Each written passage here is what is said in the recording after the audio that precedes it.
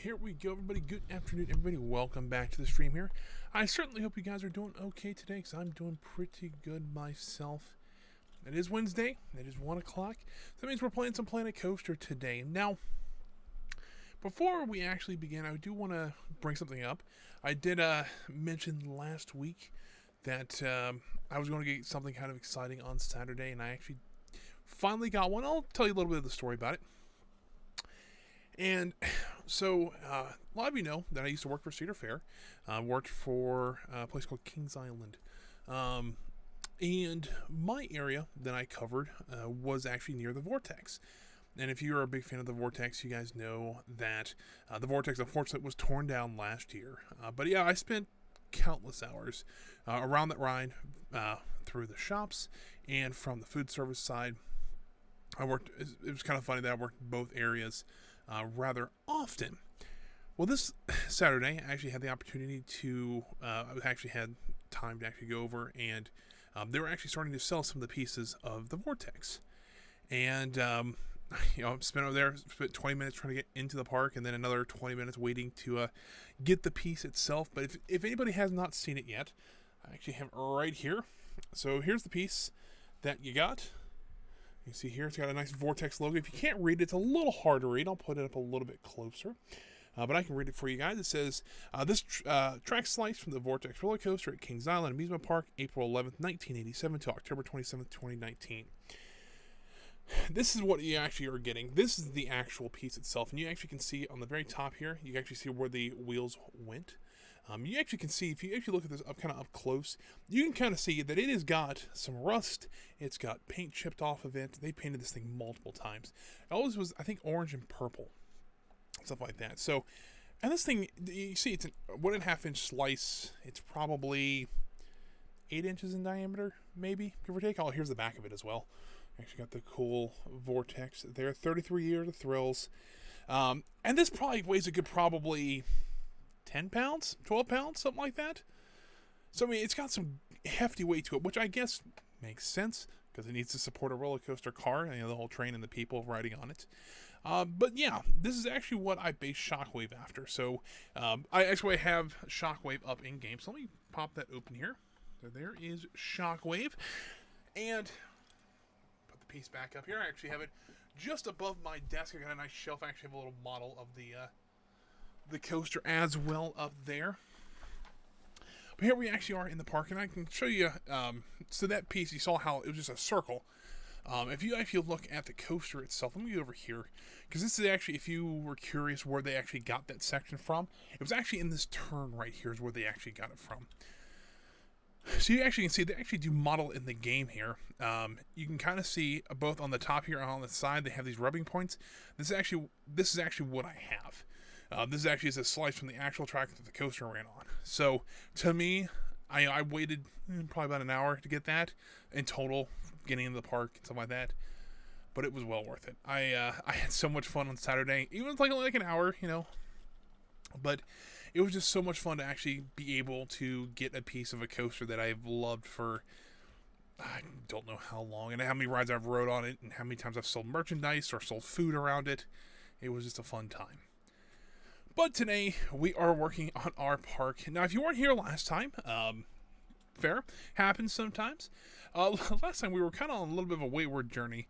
We did do a little bit of detailing around here on the stairs and such. Did a little bit of the flower bed here. I don't know how much of this I want to keep of the flower bed, but excuse me, it's a good idea, good start. I kind of like it. 2 episodes ago, we actually did our little caboose here. That is actually a Just Ribbon barbecue place with the Flying Pig barbecue. This is still one of my favorite things. I come over here quite a bit, just kind of passing by, and I see it. I'm like, oh, this is so cool. But you can see there's just a Just Ribbon stuffed into the caboose itself. And we haven't really talked about this ride much. It's really more of a filler ride. I mean, it's not really, it was kind of thrown in there because we needed a ride over here. Whether I'm going to keep it or not, I'm not 100% sure. But it's going to stay there for at least now. But we actually jumped over here and started working on Phoenix. Now, I came up with a loose story last time on why I'm doing the station like it is. And I'm starting to get a little bit more of an idea of what I want to do. So essentially, last time this was originally a warehouse for the railroad, and when the lake flooded, that the caboose was actually kind of stranded here, just because there was they wiped away the tracks. They didn't feel like rebuilding the tracks, so they kind of abandoned the caboose, and that caboose became the what do we call it? The order of caboose, I think is what we actually called it. But over here, I'm thinking that was not the only section of the railway that was kind of segregated from the rest of it. I think this is going to be a warehouse. Now, we do have a few boxcars in the game, and I might put those around. I might look on the either Theme Maker's Toolkit shop or on the workshop, see if there's maybe some better ones. But I think that's kind of what we're going to do here. But the rest of the story was that this warehouse held some sort of secret government project, either temporarily or more of a long-term basis. It wasn't supposed to be here. It was being transported by the railroad to somewhere else, and when the flood came, it got marooned here, and the railroad didn't rebuild. But it was called Operation Phoenix, and that's why the ride's called Phoenix. And originally it was going to they actually had shut it down. They were going to try to dismantle it here and take it somewhere else. Well, they were about halfway through dismantling the said project, and there was a large explosion in one night, and that's why the warehouse is blown apart. It very well could crumble at any moment. And all of a sudden, this ride was here, and they couldn't figure out why, and so now they want test subjects to come and figure out what in the world's going on with Phoenix. And that's kind of the whole basis of the ride. It gives you an idea of why the scenery looks like it does. It kind of gives you the idea of a little bit of mystery. Why in the world, number one, is the government here, but that's another story. But it also gives you, like, we can volunteer. We can actually do something about it. So that's kind of the whole idea about this ride that I thought was kind of a neat story. But then it also helped us kind of build this old warehouse-looking thing. Got an old roof on it that's painted in the Phoenix colors, and just but it also gives us idea for the scaffolding and kind of the bare bones. Like, they try to repair the structure so that it would be safe to still come into, but also handrails and stuff like that, so that you can easily be walked around on without you feeling not feeling unsafe. So that was kind of the black van. It's kind of funny. I think I'm going to put a few more of these police cars around. I also might put another seat tester around here somewhere as well. Just so that it kind of looks like, yes, there is a theme here, but maybe like the volunteers have to be a certain size or a certain height kind of thing. So that is kind of the idea. And I really want to work on this and maybe work a little bit more on the plaza as well. But today, let's start on the warehouse again. Let's try to get the back side of it done, because really this side's just going to be very generic. It's probably just going to be brick wall, because it really doesn't need to be anything else. For some reason, the desktop audio is muted, and I know exactly why. There we go. So it should be playing again. I accidentally, when I go to live, I hit both the mute for the microphone and for the game audio. And I actually had the game audio already playing, so you can actually listen to the music and stuff like that while we're waiting for 1 o'clock. And just happened to forget that I already had unmuted that. So that's my bad. Hopefully there's only been 8 minutes. Hopefully you're only missing it for a couple of those. But anyways, let's go ahead and get this on the way up. I figured just to do something like that and pretty much do the same thing all the way down. That would not surprise me. Alrighty. Something like that.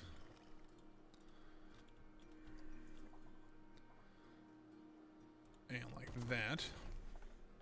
Got an itch in my ear. Alright, there we go. Let's see. Sun Salute, how are you doing? It is after. I'm thinking, is it really afternoon? Yeah, I guess it is. Yeah, evening to you as well. Which, by the way, I don't know about anybody else. I mean, what do you consider evening? Because, like, I don't know. Maybe this is just me overthinking things, but it's like, is there a certain time for evening, or is that just kind of a generic term for all? It's kind of the same thing for. Is it the same thing as afternoon? I really don't know. Maybe that's I mean, I've heard both. Like I don't have a preference for either one. It's just a thought that kind of comes into mind. It's like, well, it's kind of like saying supper and supper and dinner. 6 p.m. I mean, it seems like a decent time. I guess after work. I mean, that would make sense. Like afternoon is during business hours and evenings after business hours. So I guess that's one way to look at it. But hey, that's it.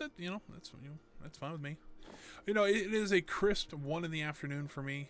And I say crisp because it is a little chilly outside. I had to go out this morning, run a few errands. And it was not warm. It was about 50 degrees Fahrenheit. Actually, I know a lot of my viewers, well, not all of them, but a lot of them are from Europe, stuff like that. So they use Celsius, which, while I'm not the best with Celsius, it's roughly, is it 1/2? Not quite 1/2 of Fahrenheit. So yeah, it's I'm trying to think. Yeah, it's probably 25 maybe. Yeah, I would say somewhere around 25 degrees Celsius, because if boiling point's at 100, the boiling point for water is 212, so it's not quite a quarter, but close enough to where I can kind of assume that that I can say that it's about 25 degrees and it's about right. So sun salute, it's kind of funny, we always had to say, have a good night or whatever. When I used to work for Cedar Fair, I mean, it would be no problem if I worked, midnight, 1 o'clock in the morning. I think the latest I ever left the amusement park was 3 o'clock in the morning, and I had been there all day. So it was sometimes I kind of wish I could stop at 5 o'clock. There was other days that I just couldn't because I was still at work and still working for quite a few more hours. Which I don't know if I ever told that story, because I used to, when I worked for Cedar Fair, they used to do Halloween haunts. Would be right about this time, but due to COVID-19, they're not doing a Halloween haunt this year. They're doing some other special events, but not the haunt. And the haunt usually would close around 1 o'clock, 1:30 in the morning. Got the nice dark and spooky hours. And it would, as somebody who worked there who would work all season, I would work from April to October. That's when our season was. I would be working these events quite a bit, and I was a little bit older than most of the most of the assistant supervisors were like 16, 17, so they had to take a break every 4 hours. Well, when I became a manager, I was 18, so I didn't have to take a break. I usually did, because if not, it would. It's a little hard to explain. So you wouldn't want to kill yourself. You could really overwork yourself if you just didn't take a break. And there were some who did, and some of them who didn't last very long after that because they didn't take breaks. But there was something going on. We I don't know if they have this overseas, but in America we have a thing called homecoming. Usually it happens in the fall. They usually have former people that went to the school there and things like that. They all kind of come and have some fun. Usually for the current students, they usually have a meeting, or not a meeting, like a gathering. They have dinner and have fun, something like that. I've been to mine. It was fun. But my counterpart, who was also the other assistant supervisor, had homecoming one night, and it was during haunt. And I had just graduated, so I didn't have a homecoming then. And so I'm like, yeah, go ahead and go. I was trying to find another manager to help me, but unfortunately I could not find one. And so I spent the entire day at Kings Island. I got there at 7:30 in the morning, and I was on the clock from 7:30 in the morning till, I think my manager finally told me I had to go on break around 4:30 that night, or 4:30 in the afternoon, and I went on about a 45-minute break, came back, and then the park closed at 1. I think we actually finally this one was in food service, so we had to clean the fryers and like that. We cleaned everything, and I think we were done by like 1:30, 1:45, and then I did the ordering afterwards and then do some timesheets and stuff like that. And I think I was there till about 2:30 or 3 o'clock in the morning, and then I left for the day. Thankfully, I had the next day off because I don't think I could have moved very well afterwards. I remember I came home, took a shower, and went to bed. And I don't remember anything after like 3:30 until about 10:30 or 11 o'clock that morning. So it was a fun time. Those were nights where it was a little rough sometimes, but I still enjoyed that job. Like if I would offer a full-time position at some amusement park, as, you know, I'm working in IT now, but if someone like that were to come up after my internship, yeah, I think that'd be a great job to have. Some people might not like it, but to me, that would be kind of fun. Yeah, I mean, I think more, you know, people are kind of used to working 5, 8 hours a day, and now, right now, I'm kind of used to that now, working in IT. But you got to remember, though, when I used to work for Cedar Fair, they had to put a cap on us at 60 hours a week. So it was no problem if we were working 10 or 11 hours a day. Now, I usually would work about 50 hours because I knew what I could take. But there were some people who, before that rule was implemented, was working 80 or 90 hours a week. I mean, they spent their week at Kings Island. And, you know, it was just like, it's like, to me, I would get so just sick of the job after that. It's like I wouldn't want to come work there. But, you know, stuff like that happens, you know. All right, so here's something else I wanted to do today. So I wanted to work on Phoenix a little bit. The station itself, I want to kind of leave alone right now because while I like, we have a good story for it, have the idea, I don't know what exactly I'm going to do with it yet. I might do something in the queue line itself, but I think for me, right now, I think I want to kind of leave it alone and kind of see what else in this area I need to fill in. Once I get some plants and bushes in here and trees, I think we can kind of fill out the queue line a little bit better. You know, funny enough, I kind of did the opposite of that. So I used to work retail for Cedar Fair, and I liked retail. It was fun. But I don't know. I think I'm a lot better with computers than I am with people sometimes, because the computers I can kind of, you know, it's one of those things, you know, just different people are better at different things. So maybe that's just me, but hey. So here's what I wanted to do. I wanted to work on the access road for behind the scenes here. And this is what this black line originally was. It was actually going to be the boundary of the park because I didn't want to use all this space, but I realized that we kind of almost used all this space for the park anyways. So we're not really missing that much of the park. As you can see here, I mean, this is the entirety of Thunder Falls here that we've streamed multiple times. So I really want to bring an access road through here. Actually, I'm thinking about snaking it through the ride, and I'm thinking what I want to do, I'm going to sculpting here. I actually want to bring, let's see, 5, 6, I think right here. I think I want to bring the road right along in here.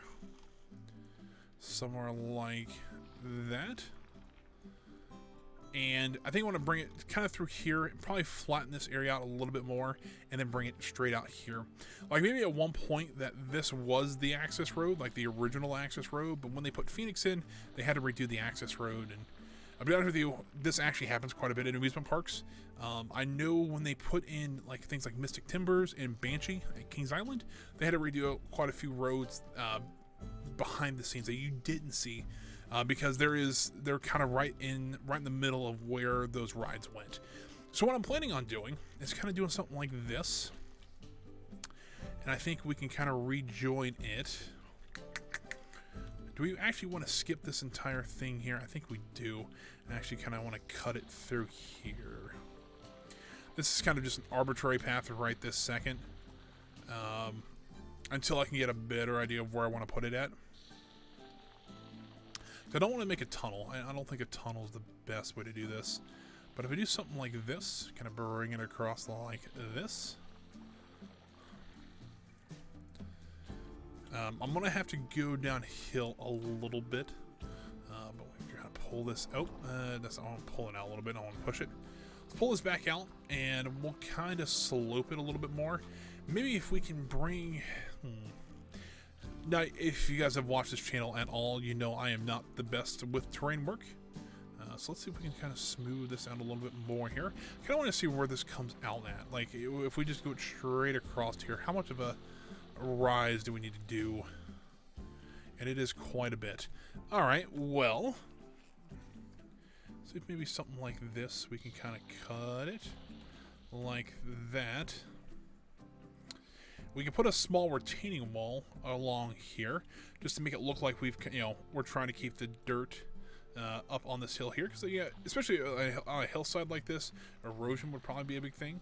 But we also gotta be careful because this is, remember, you gotta remember this is a swinging ride, so the tracks might go here, but you also gotta remember the cars hanging underneath the tracks, and then they swing out more than the actual track itself. So we might need to actually push this back just a little bit so we don't hit the bottom of the cars against the ground there. That would not be a good idea. Although I think sometimes that some coaster designers sometimes want to do that. Get as close as possible without... I mean, that's kind of the idea, because get as close as possible without actually causing any damage. Like, get that fear. C4 Corvette, thank you for the follow there. I do appreciate it. And a great name, too. You know, it's good Corvettes. You know, C4s was the ones before... Let's see, I think. Yeah, I've rode in a couple of C4 Corvettes before. They're fun. I actually had the privilege to drive one. Not very far, but I have driven one of those. I think that's probably the most expensive car I've driven. I'm also a car guy. Love amusement parks, love cars, you know. But I think that might have been the most expensive one I've driven. I mean, the Jeeps I drive aren't that expensive. So... But yeah, thank you. I think that's actually depends who you ask. If you ask Streamlabs, that's number 40, which that's awesome. But if you ask, yeah, it's like, if you ask Streamlabs, I've got 40. If you ask Twitch, I have 39, which that should be 40. It's something like that. Either Twitch thinks I have 40 now, and Streamlabs thinks I have 41. Like, Streamlabs always is one more for some reason.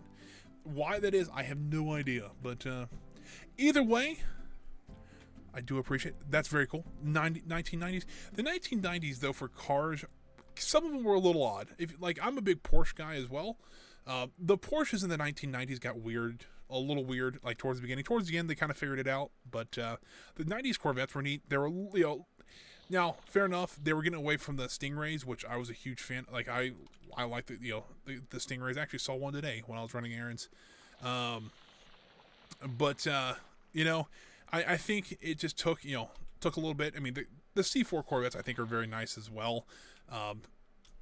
So I mean, maybe that's just me. You know, there's some people out there who are adamantly against the C4s, and there's some people that only will drive a C4. And you know, been to the Corvette Museum a couple times. That's a cool little place to go if you have not gone. Even if you're not a car person, my grandmother, who is not a car person, usually in the slightest, loved going down there. And the reason she wanted to see the sinkhole. If you guys didn't hear, or if you're from overseas, so we do have a National Corvette Museum that they have all different kinds of Corvettes and stuff like that. And they actually had a sinkhole open up in the museum and actually swallowed, I think, 6 cars. I think it was, and some very expensive cars, like the 1 millionth Corvette, the 1.5 millionth Corvette. There was like a 66 Corvette in there. Just some really nice cars, and I think 2 or 3 of them were actually totaled, that they could not repair them. The other 3 they actually repaired. But all of a sudden they thought somebody was breaking in, and when they look at the camera, they just find this huge hole in the middle of the museum. And now you can go there. Like, it seems like C4 Corvette went on his birthday or her birthday, not sure, but you know, and you actually go down and look down into the sinkhole, which is a bit of an interesting experience, I will say, so, if I do say so myself. So yeah, it's kind of interesting. I built this, you know, I'm starting this little community that we can just talk about anything, and it's awesome. And it's just, you know, we can, you know, while I'm building on here, we talk about cars, and we've talked about, you know, just some of the, you know, funniest and odd stuff. And this is a great. So far, the people I've met on here have been fantastic. You know, just kind of crazy. Who I've met. I remember my first viewer, the first guy that ever followed my stream. I want to say he was either from Sweden or Norway. I know it was a Norwegian country. And I was actually building in Roller Coaster Tycoon 2. If you guys are curious, if you want to look at the stream, right below there, I actually do have a link to my YouTube channel. I actually had originally started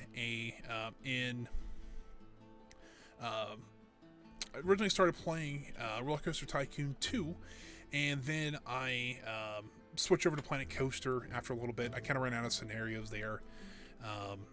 But yeah, I remember him. He was from Sweden. He's like, you know what? I love listening to you. I love your stories. It's like, oh, okay. It's always been kind of a chilled stream. We're not too serious about things. And I always love chatting about stuff like that. I'm a huge fan of amusement parks, and it's something I've done I think I did it for 7 years, working at amusement parks, and I'd love to go work for one again. So there's a lot of places I love to go visit, and I think it'd be kind of cool to get an old, maybe not an old sports car, but get something like maybe like in the late 80s, early 90s sports car, and just go on a road trip out west somewhere. Because I think the farthest west I've been is Chicago, and I'm from Ohio, so it's not that far of a drive.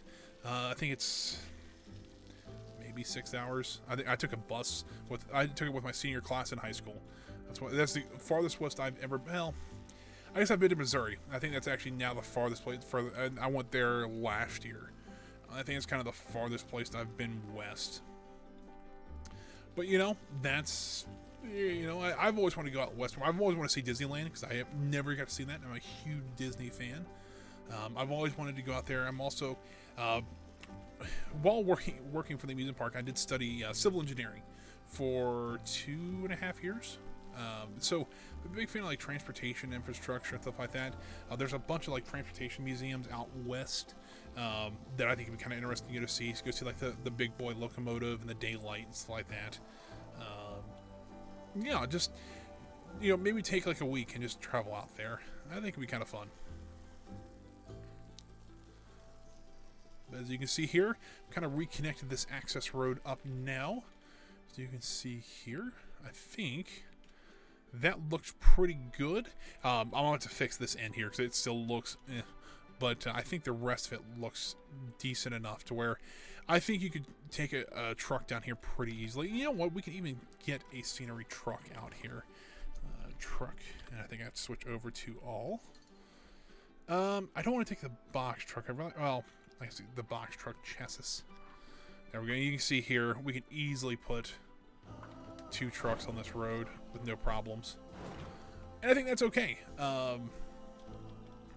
I think actually down here I may put a guardrail because it would make sense to have a guardrail along this section, because especially if you don't want to fall into Thunder Falls. Kind of ironic, but if you don't want to do that, it may not be the worst idea to actually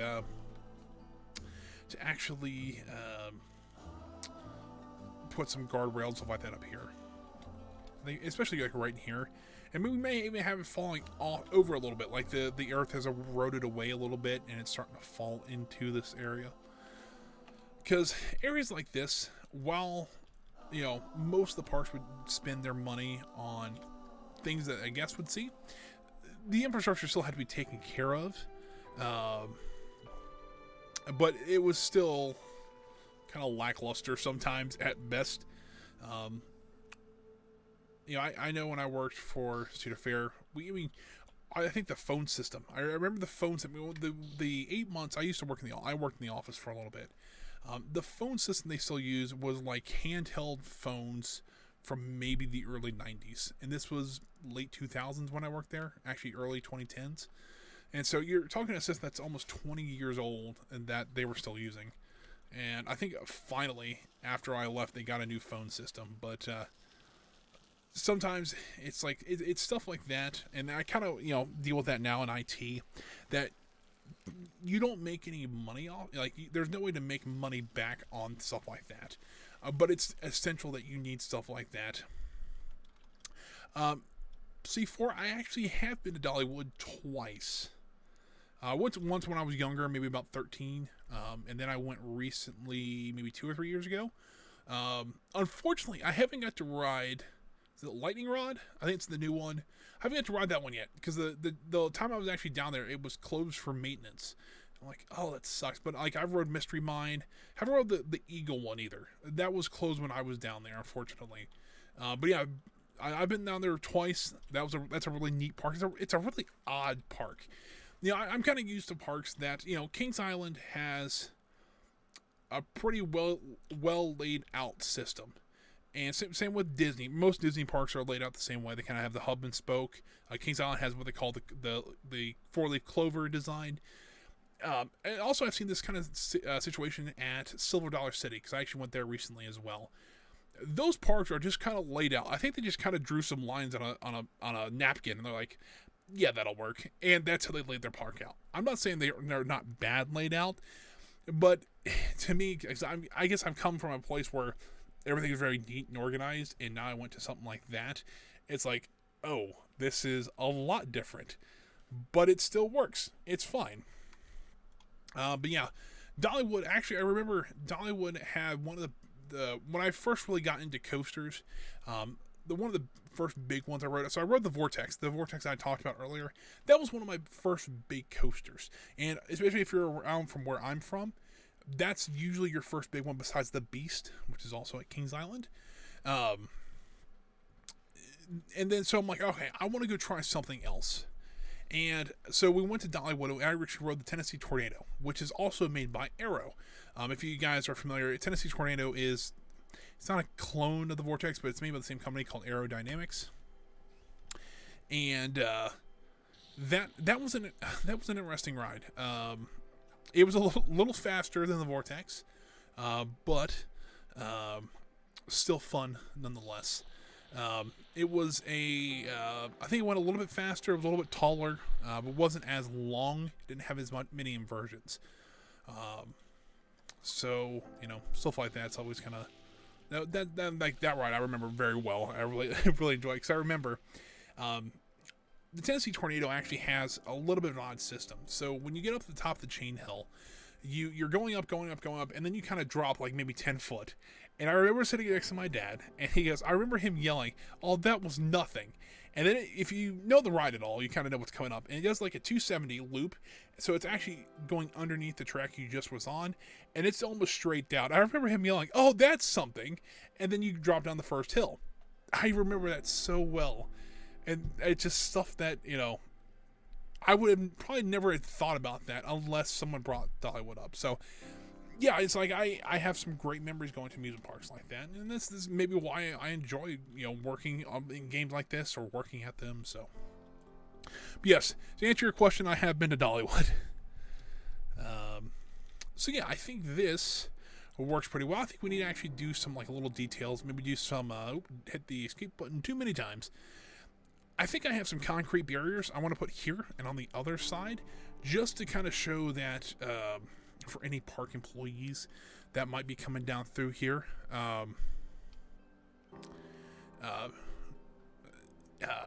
Shoot, what was I going to say? Oh, so if like any park employees, they would come down through here, they would see the concrete barriers and know they had to turn. So, Xbox. You know what? I was kind of skeptical about playing a game like this on Xbox or on any console. I've always been a big PC gamer. And so, but I realized that, console gamers haven't really had a game like this. I remember they had a game called Thrillville. Now, I actually have it upstairs somewhere. But I remember that game, but it's still very limited on what you could and couldn't do. In a game like this, you literally, in sandbox mode, you can legitimately do anything you want to. And that is a neat thing. So I think games like this coming to console is going to be an interesting, I want to see how it works. I probably won't myself because I do already have everything on here. But I think that'll be interesting to see what they do with it. Now, I'm also kind of curious if they're going to add any more DLC for this.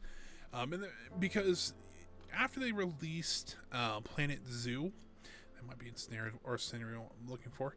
After they released Planet Zoo, they really haven't done any DLC for this, and I think that was kind of planned. And it happens. It's nothing that I think I want to do this one. Yeah, this is exactly what I want. Let's see. Let's do that. Because I think that was kind of planned. They didn't really want to do. They really wanted to focus on Planet Zoo, but now that they're getting a new audience for Planet Coaster, I'm wondering if they're going to put new DLC out for it. I'll be interested to see that because they do have a whole catalog of stuff for the PC already, and I'm wondering if that'll come to console as well. Because they have things like they had the Adventure Pack, and they had Studio, and then World's Fair, Vintage, Ghostbusters. They had the Back to the Future and the Munsters come out. So they have all these really neat properties that they could use. And it's like, I don't know if that's going to come to console or not. I would think they would. I think it'd be kind of silly if they didn't. But we'll see. I think it'd be interesting to see what happens with that. Because while I'm more of a PC gamer, I do have an Xbox as well, and I do play things like Halo on. First game I ever played Halo, I think I was 21. Like it was like something that I never grew up with a console. I mean, I had a GameCube, and then I had a Wii after that, and that was pretty much what I had because I grew up on PCs. So it's just kind of starting to get into the console gaming a little bit. I find it's a little bit better for some things. Some racing games I think are a little bit better on there. I think like Forza and stuff like that. But I've been doing iRacing. I actually did an iRacing stream recently. If you want to look, if you guys are curious about any other my gameplay, if you look below, I have a link to my YouTube channel. I post all my old streams on there. Because I used to stream a lot more than I have been recently. Got a new job about a month ago now. And so, that's not what I wanted. Got a new job recently, or about a month ago now. I've been working that. I've been really enjoying it. But I used to stream 3 times a week. So there actually is quite a bit of content on there. And I've been streaming for about, I think, right at 7 months now. So, three streams 7 times a week. Or 7 times. Three streams a week for 7 months. That's what I wanted to say. There's quite a bit of stuff on there. So if you guys are curious about what I do and things like that, it's pretty neat. C4, I'll take a look at that. I thought I was at 40. I could be wrong about that. Because I've been going with followers, not subscribers, which I don't know if I have any subscribers at all. I could be wrong. Once again, this is one of those things where people ask me, it's like, oh, you're doing this full time or whatever. Like, I'm doing this as a hobby. I mean, I enjoy doing it, and that's why I'm doing it. So to me, I'd like to get to 50. That's kind of the goal right now. If I can get to 50, that would be amazing. Because I'd like to try to get to affiliate. I mean, that's just kind of something I've wanted to do since I started this. And I'm getting close. It's not that far away from getting 50. I think I need like 10 or 12 more followers. So it's somewhere around there. I think I want to say it's more like 10. And then I need like just a little bit more views permanently, or views like average views. So yeah, it's like I'm getting close, but still got to get that little bit more. I'm hoping to get there by December. That's kind of the goal right now. So if you guys, I know some of you have subscribed already. I do appreciate that. If you do want to help support me, that's the best way you can do it, is just by leaving a follow, just to help me get to those 50 goals. If you have any friends that are interested in Planet Coaster, or maybe coasters are not their thing. I do also on Friday they play something a little bit different. Recently been playing Factorio, but I've played BattleTech, Mech Warrior, Colonization. I haven't played Minecraft yet. Thought about doing Minecraft, but what was the other game? Stardew Valley. I did a whole series of Stardew Valley. I'm trying to think what else. I cannot remember for the life of me what other games I've played. And it's kind of, but it's been fun. I've done some iRacing as well. So if you guys are big into racing simulators, I've done that as well. So yeah, I would go check it out. If you're interested, leave a follow. If you think your friends might be interested, invite them to say, hey, this guy might be kind of interesting, and see what happens. So you never know what could happen. So here, I think we need to put some concrete barriers up here as well. Let's do that, because number one, if you had a truck hit one of these poles, you can almost guarantee this route's gonna be shut down for a few days. And I've had a couple come close. I've heard of different maintenance and stuff like that. It's been a little iffy where they've come kind of close to hitting a ride or something like that. I don't think I've ever heard of a vehicle hitting a ride, but I've heard of rides, they'll be working on and something else breaks, or they did something wrong and something broke. I've heard stuff of that, but nothing really too serious.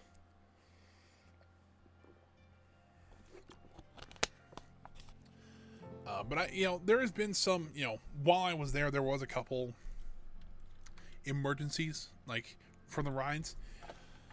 We had a ride there called the Flight of Fear. And if you don't know what Flight of Fear is, I don't blame you. Flight of Fear is a ride still currently operating. That essentially if you ever rode a rock and roller coaster in Walt Disney World in Hollywood Studios, formerly known as MGM Studios for the older people in the chat, like my dad, big fan of this, loves watching the streams, still calls it MGM. He's got a shirt that even says it. It's very similar to that ride. It's a launch coaster. It's like 0 to 50 in about 2.5 seconds. So not a bad launch for an older ride like that. But I was working on Coney Mall that day. It was my first year, as an assistant supervisor. And we're sitting there. It's early in the morning. We weren't too busy. And we're just sitting up there talking, cleaning the stand, make sure when we did have guests that our stand would be great, it'd be perfect, all that. And usually after about 10 o'clock, vehicles were not allowed in the park. Because, before and after the park would close, they would drive vehicles to the park. They would do maintenance, they would deliver food, game prizes, things like that to the park. And it was a lot easier to bring them on truck. So if there was a vehicle in the park during park hours, something was wrong. And so I was standing up front, and I hear a vehicle coming. Because where the shop was, it was kind of on a corner, so you could kind of hear behind you before you saw what was coming. And all of a sudden, 3 fire trucks come racing around the corner. Now, mind you, this is on guest path, so it would be like, it would be like if a fire truck was driving down this road here.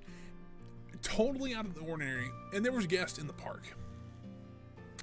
It was a local fire department, and they were going as fast as they could, as fast as they felt safe to do. All of a sudden, there was a mob of people following these guys. And they turned and went down towards Flight of Fear. And we figured something happened, We had smelled something. We didn't know what it was. And I even mentioned that to the manager at the time. I'm like, man, there's something. You could smell something. It smelled electrical. And they closed that part of the park. It was kind of on an offshoot. If you know where Orion is at Kings Island, it's actually right across the path from it. So they could kind of cordon off that area pretty easily. They evacuated everybody out. And there was smoke coming out of the building. So they figured, it might be a fire or whatever. And that's what all the local news reported, that the ride had caught fire and everything like that. What had actually happened was,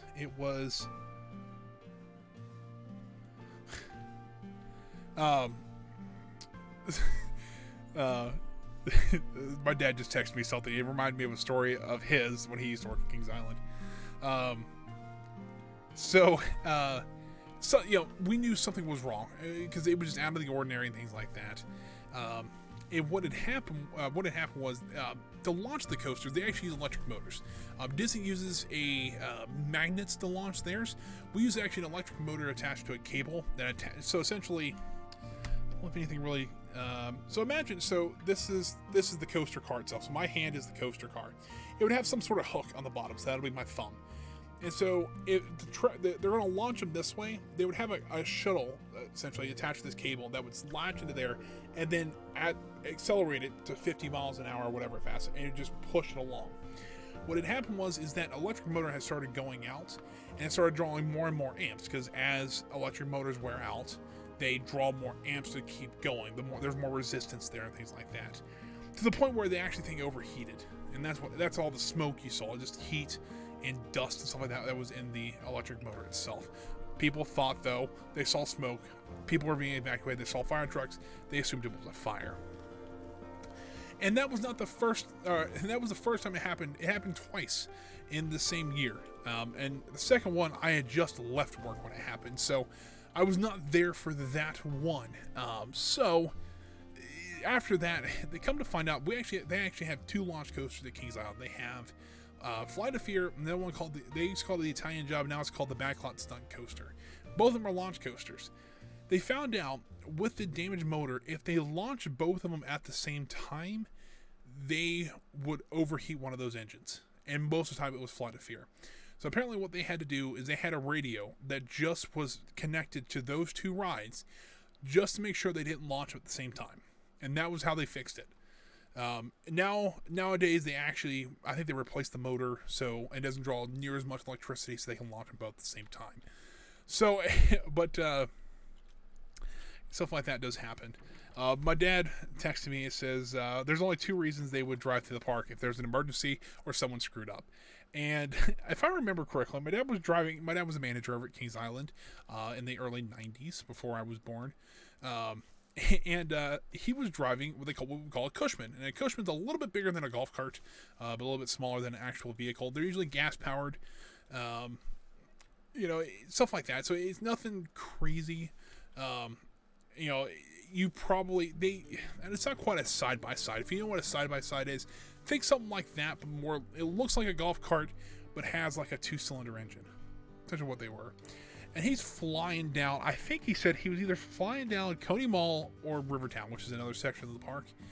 And a manager called him, and apparently not all the guests had left the park yet, and he was just driving around the park. Just like it was nobody's business. Now, granted, they have what they call an all clear signal, which they would have to give every night after all the guests had left, and after that they could actually drive vehicles in the park. And I guess they just haven't given it yet, and he was just driving around in the park. He didn't get in trouble for it because, it was a legitimate accident. But stuff like that does happen. And there was procedures, if I remember correctly, on how to get vehicles in and out of the park when guests were in the park. Usually they had to be escorted by security and things like that. So it did happen. So it wasn't like it was an uncommon thing for people to be in the park or vehicles to be in the park with guests. Especially if there was a radio station around, like a local radio station was doing an event there or what have you. They would have their vans parked in there, and if they had to leave early or something like that, or when they did food trucks, they do food trucks over there quite a bit, which is actually kind of a neat experience. They would actually bring in, they would actually escort the trucks in and out and things like that. So, yeah, some crazy stories at Kings Island. Still love the place. It's got flaws, I don't doubt it for that. But if you ever get a chance, it's a great place to go. It is the largest park that Cedar Fair owns. If you guys don't know what Cedar Fair is, if you've ever heard of Cedar Point, the coaster capital of the world, it's the same company, but it's actually about 3 or 4 hours south of Cedar Point is Kings Island. And it's pretty easy to get there one day. So if you went to Cedar Fair one day and then that night drove part way and then drove the rest of the morning, you could probably visit both parks in 2 days. And I bet you there's people who've done that. As a matter of fact, I actually, as an employee, you could actually go into the park for free. You got to show them your employee ID, and they would let you in the park, as long as you weren't supposed to work that day. Which I've busted a few employees for doing that. But I would go in. There's a couple of my friends. One of them, a couple of them worked there. Some of them didn't. We would go into the park as guests quite a bit because it was something fun to do. But it was a little weird going to work on your off day, but it happens. And so. We would go in. We were actually riding something like a Thunder Falls. They called it Whitewater Canyon at the time. And we were riding that, and we would chat with the people because they would always try to fill every car they could. And so there was 4 of us. And I think the ride held 8 people. So they put us with 3 or 4 other people, and we would just sit there and chat. It was a great little ride. Especially if it was a hot day, it was a great ride to go on. And I remember we were talking to, I think it was a dad and a daughter. And the daughter was like maybe 12. They were actually from West Virginia, and they had drove the 6.5 hours to go to Kings Island that day. So they left like 4 in the morning, drove all morning to get to Kings Island. They were going to be there all day and left at like 10 o'clock that night. So some people go to some extreme lengths. It was a neat guy, great guy, great kid. But that's just that's stuff we would do, and that's what we would do pretty much all of our summer if we weren't working. I don't know if I like those poplar trees there. Don't want to eliminate the oak tree. Get rid of the poplar there. Now you might be wondering why I'm kind of bushing in, kind of fencing in these rides, especially along the path here. Because I'm thinking that this was the original access road that they built when the park was built. If Phoenix, because we're kind of calling this a 90s section, if Phoenix was built in the 90s, you're already talking You know, it depends what year. Like, I was born in 95, so I'm 25. You know, so you're talking 20 to 30 years of growth of trees. They very well could have bigger trees like this in the park. Now, with the road going through here, you can kind of see where the original road went. I'm going to actually put a few smaller bushes kind of around here. Let me do that really quick while I'm thinking about it. Because I'm not on the bush section. That's kind of the issue. But I did want to put a couple smaller bushes around here to make it look like, yeah, this has been here a while. So, you know, let's do something like that. And see if we can... With being with this hill here, it's a little bit more difficult because you're trying to wedge something in like that and, you know, things like that. So, but getting back, C4 asked, you know, it'd be kind of cool to have different real-life coasters and things like that. And that's what they kind of did with the DLCs. I don't know how long of a fan you've been of Planet Coaster, but usually with the DLCs, they released a couple of rides. They would do usually a coaster and a couple flat rides with them, just to kind of help you build more of the park out. Like with the studio set, I'm trying to think of what we got. Like, if you can go in here and look, and I don't remember what we got with studio, but we got the tram tour. It's a track ride. That was kind of neat. I want to say we got the limo launch coaster with studios. But like with the adventure pack, or was it adventure pack? I don't remember. I think with Adventure Pack, we actually got the Jungle Cruise ride, kind of the boats. If you can actually kind of see them out on the lake there. They're very similar to, they're kind of a mix between the Jungle Cruise ride boats from Disney and Disneyland and the blue boats, the small boats they use on Seven Seas Lagoon. Kind of a mix of those. That's kind of what I kind of consider them as. So yeah, they usually try to include a couple rides like that, usually 2 or 3 rides. But like Vintage Week, I think we got like 7 rides. They also try to include a lot of scenery too. And usually, for the price, I think the DLCs are kind of worth it. Maybe not the Back to the Future one. Now, I'm just a huge fan of Back to the Future, and that's the reason I got it. But it's like some of those more themed ones like that, it's like, whatever. But like with the Ghostbusters one, they actually introduced a new ride, like a new ride type. It was actually the Shooting Gallery ride, which I've thought about doing one like this in the park. I have a really kind of neat story behind that as well. But yeah, they actually introduced that whole kind of ride system to the game. So it was kind of worth getting the Ghostbusters DLC. I think that'll work. And I think if we put a few bushes maybe along here, because we really don't want to box in this entire section. You also got to remember, this is right next to a coaster. So the sunlight and the water and stuff like that would be affected by that coaster and things like that. And this hill, even kind of building on this hillside, would even kind of diminish some of the water content on it. But you can see here, I've done a lot of bush work, especially on Thunder Falls. So I've been kind of minimizing that because it's kind of boring. But I do want to add some, and like in here, I think this would kind of be an area that would kind of grow up that that the landscaping crew probably wouldn't get to very often. I want to put more of the bigger trees up on this hill here, or do I want to put them down more? Matter of fact, it probably makes sense more down. Now, I'm not a professional. I don't know what they call them. People who work with flowers. I don't know what they're actually called. I'm not a professional one of those. But to me, it makes sense that they're on the lower side of the hill here, because as the water runs off, it would kind of more pull against this area. And so some smaller trees might be up the hill a little bit more, kind of like this. But the bigger ones that need more water would be, down more towards this section here. And that kind of makes sense to me. Maybe that it makes absolutely no sense to an actual... It's not an arborist. I don't think it is. Could be wrong about that, but to me that makes some sense in the fact that, science kind of thing.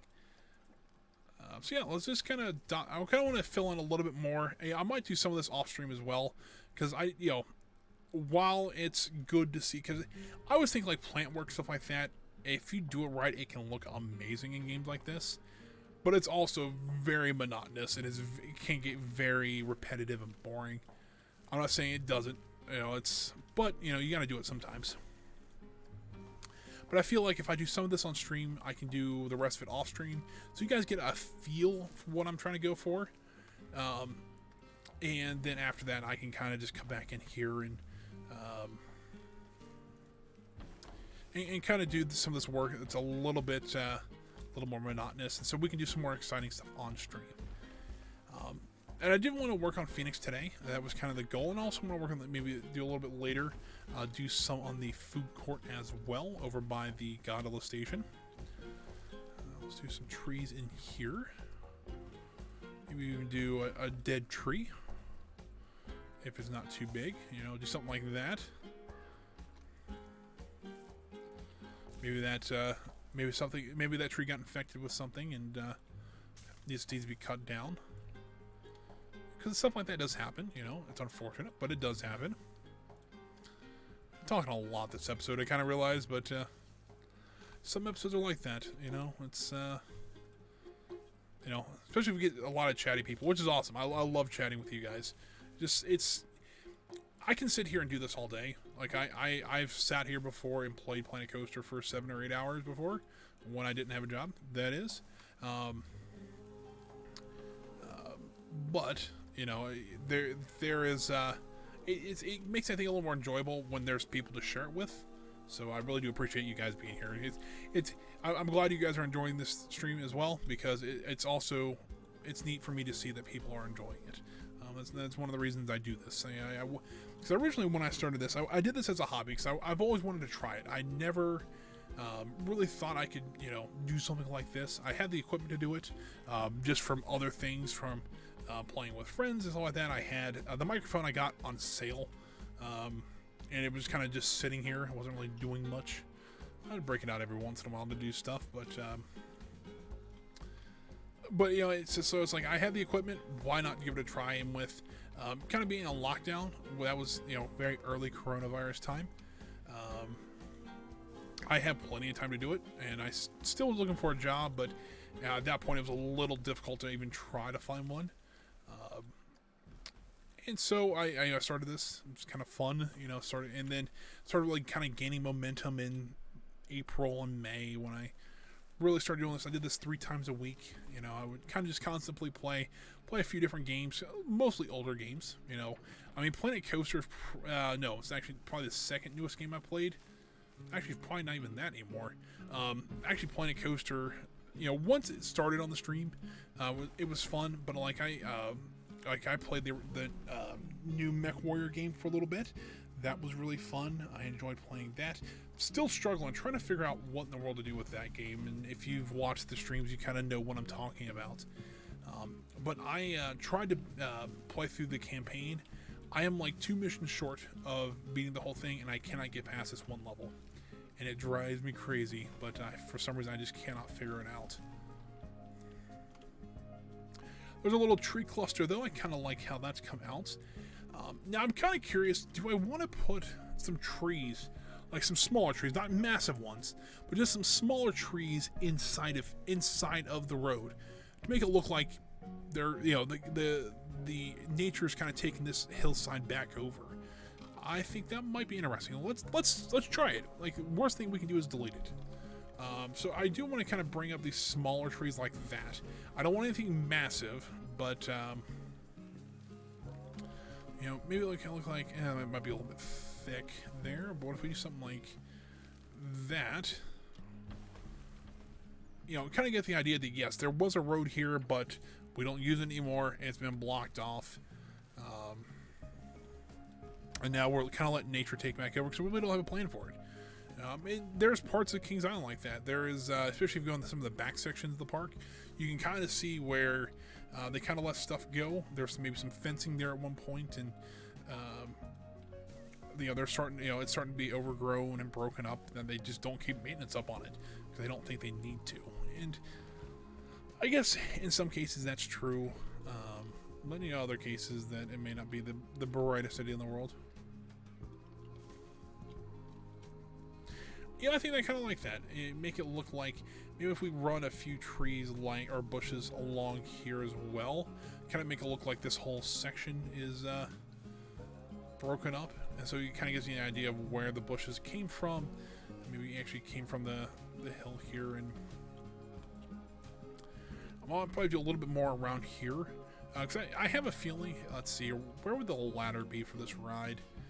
It would probably be somewhere around here, so they would probably keep a path open for maintenance, but also you could get to it from the actual station itself. So in all likelihood, they probably don't have a ramp from like back here to the ride, because honestly, they could literally walk up the exit ramp and then walk out onto the platform. So in all honesty, they probably don't have a path here. Maybe we put one in, something like this, kind of leave that open, and we can even paint it a little bit. There we go. And just kind of paint it to make it look like they do have some sort. They have a walking path or maybe some gravel down there. Just kind of help. But you can kind of see it's been eroded away, so maybe they thought it was unsafe. At some point, they're like, all right, we're just going to leave it there. You can't use it anymore, but we'll leave it there. Kind of thing. So, I think that's probably, that's not a bad idea. People, I know there's a couple people, that actually like listening to these stories. When I come, some of these stories are just kind of outrageous. I'll be honest with you, they're a little outrageous sometimes. But it adds character to the park. You wonder why this path's there, and then you have a story to kind of back it up. It's like, oh, this is why. I think to me at least, it's a neat idea, and it kind of helps drive kind of a story of the park forward a little bit, and it kind of gives me some ideas to do other things. Like, I had no plans to put a go-kart track into Thunder Lake at all. But in the story, when the original owners kind of went on, kind of retired or whatever, and then they brought in new managers, stuff like that, they needed a way to make some money, so they actually brought in that go-kart track, and you have to pay to ride that ride. But at the same time, if they can make a little bit of extra money. There's a lot of amusement parks that did that. They'll put in rides like go-kart tracks, or there's one called the Slingshot at Kings Island that you actually get into a ball, and the ball is strapped to 2 cables, and they just launch you up in the air. Usually you have to pay a little extra for that as well. But things like that make you a little bit more money. How much, I don't know, but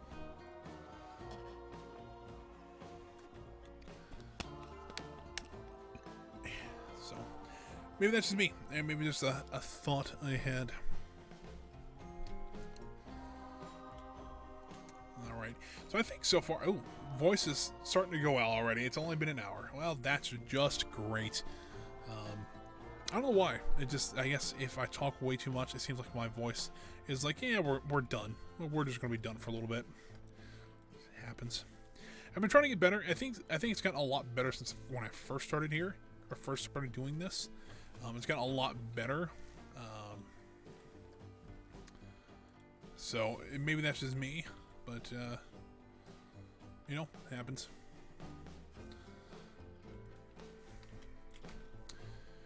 You know what I'm going to do, though? I don't think I want to bush this entire... I think I'll leave this kind of section here, but I do want to change the grass texture kind of around these bushes, and around the ride itself, because I think this would be a little bit different texture. We got to think, there's things that would fall off the ride, and I'm not talking parts. Things like oil, grease, water, that would affect the grass around it. In some parts, it might be bare, because there's no way for... sunlight or water, or maybe it got, maybe a Coke for some reason. Why you'd have a Coke on the ride, I don't know, but people have snuck weirder things on rides before. It got spilt, and it's kind of browned the grass for a little bit. And it's like stuff like that happens. I know I've told the story of somebody dropping a potato off the ride, which that was an interesting idea. Why they would do that, I'm not really sure either, but it happened. So, you got to think of stuff like that. I know, like, even some of my favorite rides, there was, my dad tells a story when he used to work at Kings Island about when the Vortex lost a wheel, and it actually landed on the patio of the place he worked. Demon Wolf 977, thank you for the follow, sir, or ma'am. I do appreciate that, and welcome. I don't say that enough. I should say that more. Welcome. This is I don't have a name for my followers. I thought about calling you know, I've thought of a few names, but nothing really have kind of been concrete. I know, like, if follow Raynard Bays Jr., they're called the Raiders. If you follow Jeremy Dooley, which I'm a big fan of Achievement Hunter, which unfortunately there's some stuff happening with those, so I won't mention that right now, but they're called the Monster Trucks. So I've always kind of, you know, wondered what I would name my followers. I really don't know.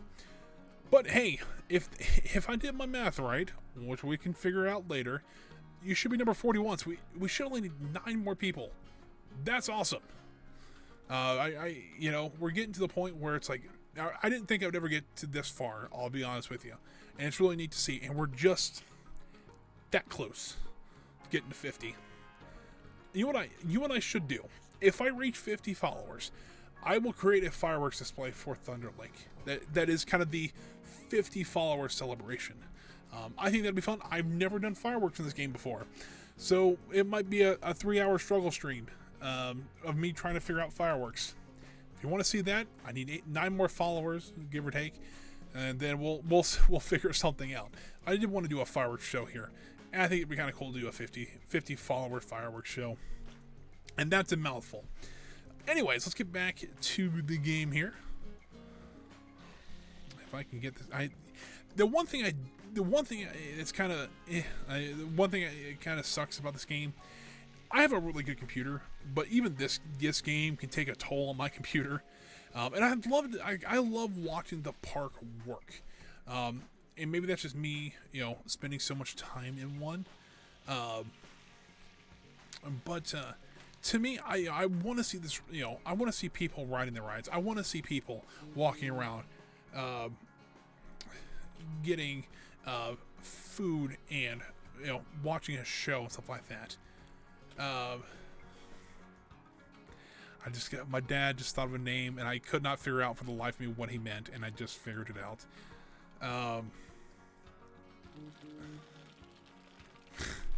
Can't do that one, but all right. My dad, I love my dad. He watches this. He originally used to sit right here. His computer is right here, but you know, unfortunately, due to some recent events, he hasn't been able to get down. We'll actually do this in my basement. He hasn't been able to actually get down here to watch right next to me, kind of live. So he watches it from upstairs. But he loves texting me things. He loves talking about it, and I think he's still one of my biggest fans out there, and I love to see that. But he keeps texting me different ideas for follower names. You know, most of them have been like Jimmy Buffett references, parrot heads, Baloo bears, because my last name is Baloo, which is funny. I that's why I chuckled at. I'll be honest with you. But you know, I just, you know, I don't know. I've always wondered if maybe the followers should come up with a name. I've always I don't know. So just a thought, you know, it's something I need to maybe solidify. If we're getting towards 50, maybe for 50 followers, I'll finally come up with a name for the Friarby's followers. I don't know. You know, I'll think of something. If once we reach 50, I think that maybe the finale of the fireworks, I'll have the name emblazoned in the fireworks. That might be kind of cool. So if you want to see that, stay tuned. Probably not today though, because we probably won't reach 50 today, unless I eat my words and you have like 10 friends come in and follow me. That would be cool. Probably won't still happen today though. But we'll get it done. I think that might be a fun little goal to actually, in Planet Coaster, we'll do a fireworks show. We'll come up with a name. We'll do some like stuff like that. If this game will stop lagging up, thank you. I think when it auto saves, it zaps the computer because it's trying to save so much. Because I have a feeling, and I could be wrong about this, but I have a feeling that when Frontier originally came out with this game, they didn't think people would actually be, you know, get to this level of creativity in the game. I don't think they really planned on people putting a million bushes in one little area. And I think that it's not really their fault. Same with Roller Coaster Tycoon 3. They also developed that game, and that's a really interesting story. If you've never heard how Planet Coaster came to be, which I can probably tell it here shortly. But I don't. The same thing happened with Roller Coaster Tycoon 3, where people were doing these really creative and really highly detailed things, and they just really didn't plan on that. Really, these games, I mean, I think Roller Coaster Tycoon really kind of nailed the management side of things. If I really want to manage an amusement park, I go play Roller Coaster Tycoon 2. That is still one of the best Roller Coaster Tycoon management simulators out there. Because while the construction's still kind of nice, you can build some really neat things. In games like that, game really kind of focused on the management side, and I quite like that. I think it works really well. But for a game like this, they gave you those tools to be as creative as you wanted to be. And people have been. If you've seen some of these parks out there, people are creating like 1-to-1 scale replicas of Disney World. And I'm like, that's ridiculous. And it's amazing. I'm not putting those people down. Those people do some incredible work. And like even like people I've watched, like Bro Coaster, I've mentioned them a couple times. I used to watch, and I still kind of do, watch Jaunty Sparrow when he did Pinewood Hills. That was like, I think, one of the first parks I ever watched somebody build like this. I'm like, this is incredible. How do I do this? And that's kind of how I got started. And really how I learned how to do some of this stuff is watching other people do it. I'm like, oh, I can try this. I can try this. I can try to do this. And maybe I find something else that works better. Or I even come up with my own ideas. And that's kind of like, to me, when you're doing something like this, I would try it yourself first, but you can always go to the workshop and like, hey, I need a popcorn stand, or I need an entrance for an arcade. To me, I don't mind using other people's stuff sparingly. I try to come up with my own stuff, but there is sometimes that it's a little difficult because there's like, oh, somebody else has already done this. Why do you need to reinvent the wheel, kind of thing? So yeah, I think so far this is kind of starting to what they call grow in a little bit. You actually can see it feels like it's been here for a long while. There might, the trees are starting to grow back a little bit. I don't think. I'll let the game play for a minute and see. There's a coaster coming over the hill, so you kind of see how Phoenix works. But I want to make sure that nobody hits these trees. That would be kind of a bad thing. But I want to double check and make sure.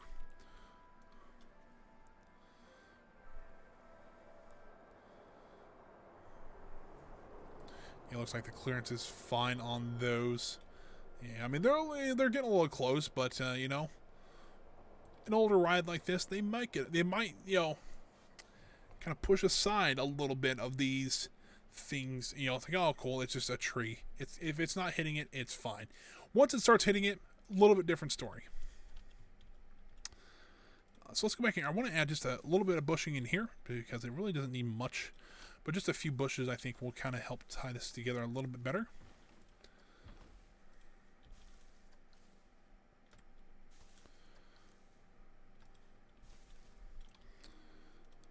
But I don't know.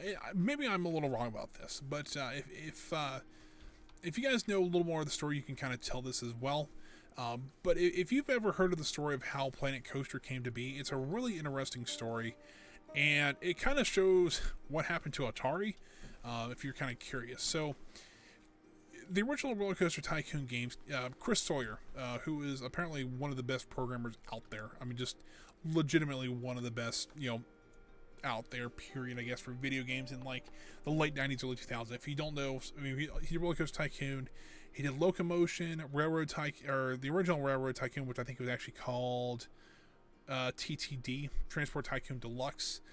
Did all that by himself, and it's crazy on how he did that. But when they were developing a Roller Coaster Tycoon 3, Atari's like, hey, can you come help us with this? And I guess he helped supervise it a little bit, and did a lot of, did some work on it, but it was essentially given to Frontier. And Frontier did pretty much all the development and actually made it a 3D game. It was the first Roller Coaster Tycoon game that was made in 3D. The rest of them were like in an isoscopic 3D, I think is what it's called. Essentially, it was a 2D map, but it was meant to look 3D, had shadows and things like that. But Roller Coaster Tycoon 3 was the first traditional, like the first true 3D Roller Coaster Tycoon game. And I just dropped my water cap. Let's get that there. So, and they came out with 2 expansions for that game. They came out with Wild, which allowed you to build like animal enclosures and kind of build like an animal kingdom in Roller Coaster Tycoon 3. And then they did Soaked. Soaked was one of the best ideas I've ever heard and allowed you to build your own water park. That is the first and only game that I know of that allowed you to build an actual theme park in a water park. And it was such a neat idea, and I've never seen a game after that do this. I'd love to see something like that in here. And I know Frontier can do it because they've already done it. But apparently, this is where I'm kind of a little iffy on the details. But if I'm not mistaken, Atari was going to have Frontier do Roller Coaster Tycoon 4. And they actually had already started developing it. And probably about a quarter of the way through, Atari's like, yeah, we're done. We're not going to have you guys do any more Roller Coaster Tycoons. We got somebody else to do it. And they're like, great, what do we do? We have all these assets. What do we do with them? It's like, well, we're going to create our own game. And then I think they created Roller Coaster Tycoon 4 and Roller Coaster Tycoon World from those assets that Atari kind of went off the deep end after 3 and really kind of hosed that franchise. Well, Frontier's like, hey, we're going to create our own if you guys are going to let us do this. And that's actually what became Planet Coaster. And I guess kind of the early forms of this game was very similar to Roller Coaster Tycoon 3. But as it kind of actually went into full release, it became more of its own game like this. And that's kind of that's a very brief overview of what happened. But apparently it was things like, but it got to the point where like Atari still owes Frontier money, if I'm not mistaken. Like millions of dollars from sales that they never reported, and to Chris Sawyer, because Chris Sawyer was still a part of Roller Coaster Tycoon 3, and apparently they've skipped out on sales and everything like that. Like either they misreported them or something like that. It's a really interesting story if you're ever kind of curious on how all that went down. But that's why you really can't buy Roller Coaster Tycoon 3 in Steam right now. Well, they came out with a different edition of it, which I think they are selling. But for the longest time, you actually could not buy Roller Coaster Tycoon 3 on Steam anymore because of all the stuff that was going on with it. Which I think was interesting. But I actually have a hard copy of it, so if I wanted to play, I could. So I think we're going to do this backside a little bit. Maybe do a little bit of work along this path here. And that's pretty much what I want to do for right now. I don't want to go too heavy in here because I don't know exactly what I'm going to be building around this. I could need to build some buildings around here. Things like carpentry shops, paint shops, maintenance. Who knows what I need to build back here. So I might leave a little bit of this blank just for now. And then we can come back a little later and say, okay, we can kind of fill in with bushes, more trees. Maybe we even put some abandoned buildings back here that maybe the park owned, or maybe it was part of the original park that was flooded. Who knows? Maybe not on this hillside here, because I have a feeling this hillside probably, in the lore of things, probably wouldn't have been covered in water. But, you never know. Could have happened. I mean, that'd be a heck of a flood, to be honest with you. But, And if you guys are curious about, I'm talking about all this, about the floods and everything. If you're kind of curious about the story of Thunder Lake, I actually did a clipped video from one of my streams called The History of Thunder Lake. And there I actually kind of tell the story of it and what happened, how this park was built, why there's, certain things in there, and also tell a little, a few stories from Kings Island on there as well. There actually is 2 buildings in this park that is actually directly pulled from Kings Island. And well, there's actually 3 things that I think about it now. They're on the 2 are in the 80 section, one's on the boardwalk, and it is the turkey leg cart, which was my first job ever at Kings Island. Is on the boardwalk. They sell grilled turkey legs and corn, because that's what I used to sell, and that was like my first job. And I think I even tell my first day ever at Kings Island, I tell that story, which if you are curious about having a bad first day at work, that's a great one to listen to, because I had probably one of the worst first days at a job ever. And the other 2 are actually a restroom, which was at Kings Island, is right across the street from where the turkey cart was. There actually is photos of where the bathroom and the turkey cart on there. You can kind of see what they look like in the real park, and now in here. I think it's kind of a neat thing, kind of a picture-in-picture. And the other thing is actually Shockwave. I think I mentioned this at the beginning of the stream, but Shockwave is pretty much a direct copy of Vortex. There's like one or two things that are a little bit different about it that kind of make it a little more unique, but it's still pretty much the same ride.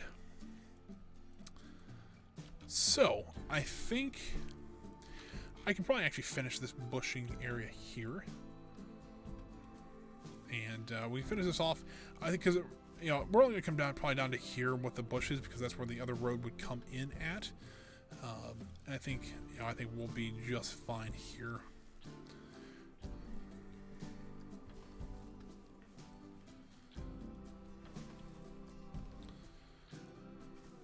I'm trying to think of other stories that I can tell that either from me being at an amusement park or at Disney or working and stuff like that. It's just, I always like telling stories when I'm doing stuff like this. I think it gives it some context and gives it a little more. It's interesting. It's a little unique that because I don't know, like when I was watching Pro Nation, Mass Bandit and was it Mike Sheets, I think it is, who's the two main people there.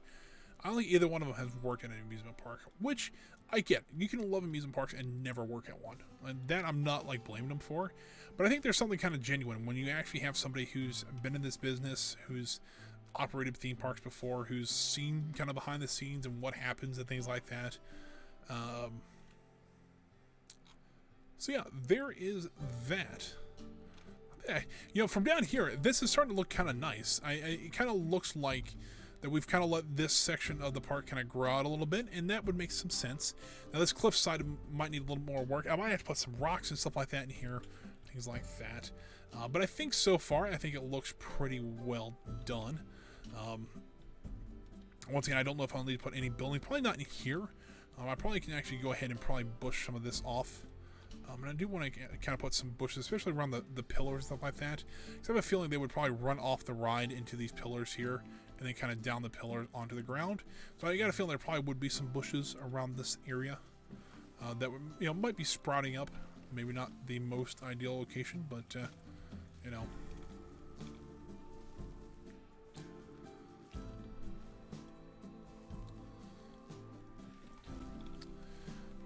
I'm trying to think, what other fun thing could I say, or what other fun stories I can tell? I had one in mind and I lost it, and that kind of stinks. What else was on there?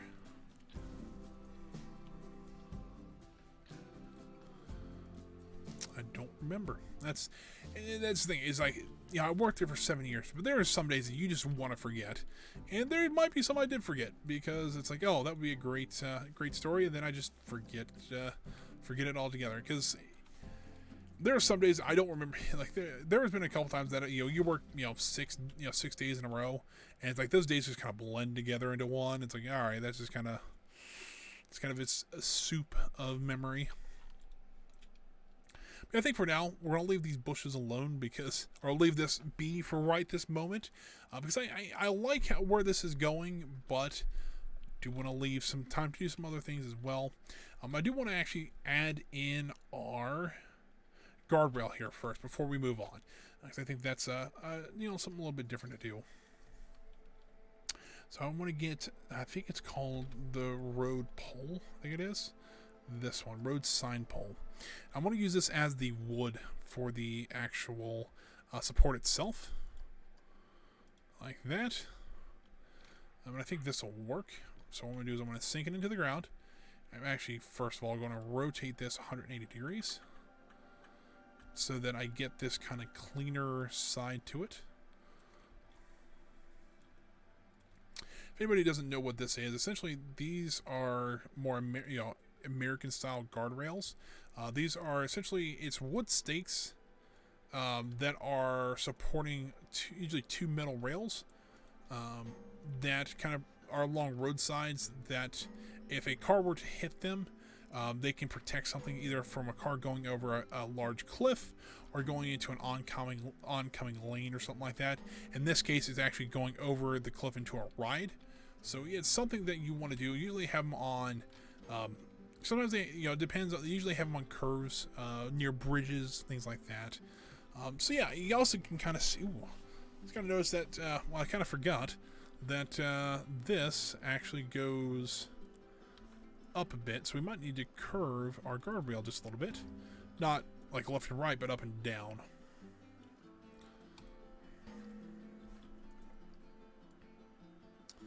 Something like that.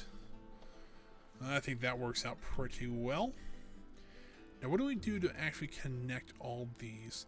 We could use wood. I mean, wood is a very old way of connecting these. I mean, how old? It's kind of hard to. I really don't know how old. Exactly how old that would be. But I know they did use more common though. They probably would use some sort of wood or iron. So I'm going to actually use this I-beam that they actually use for. This is actually part of the arrow set. I'm just going to paint it nice, like a nice gray. Then we'll slide that over to there.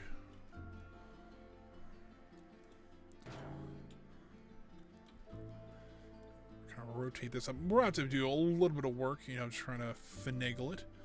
That is a very technical term of meaning trying to get it into a certain spot without having exact measurements.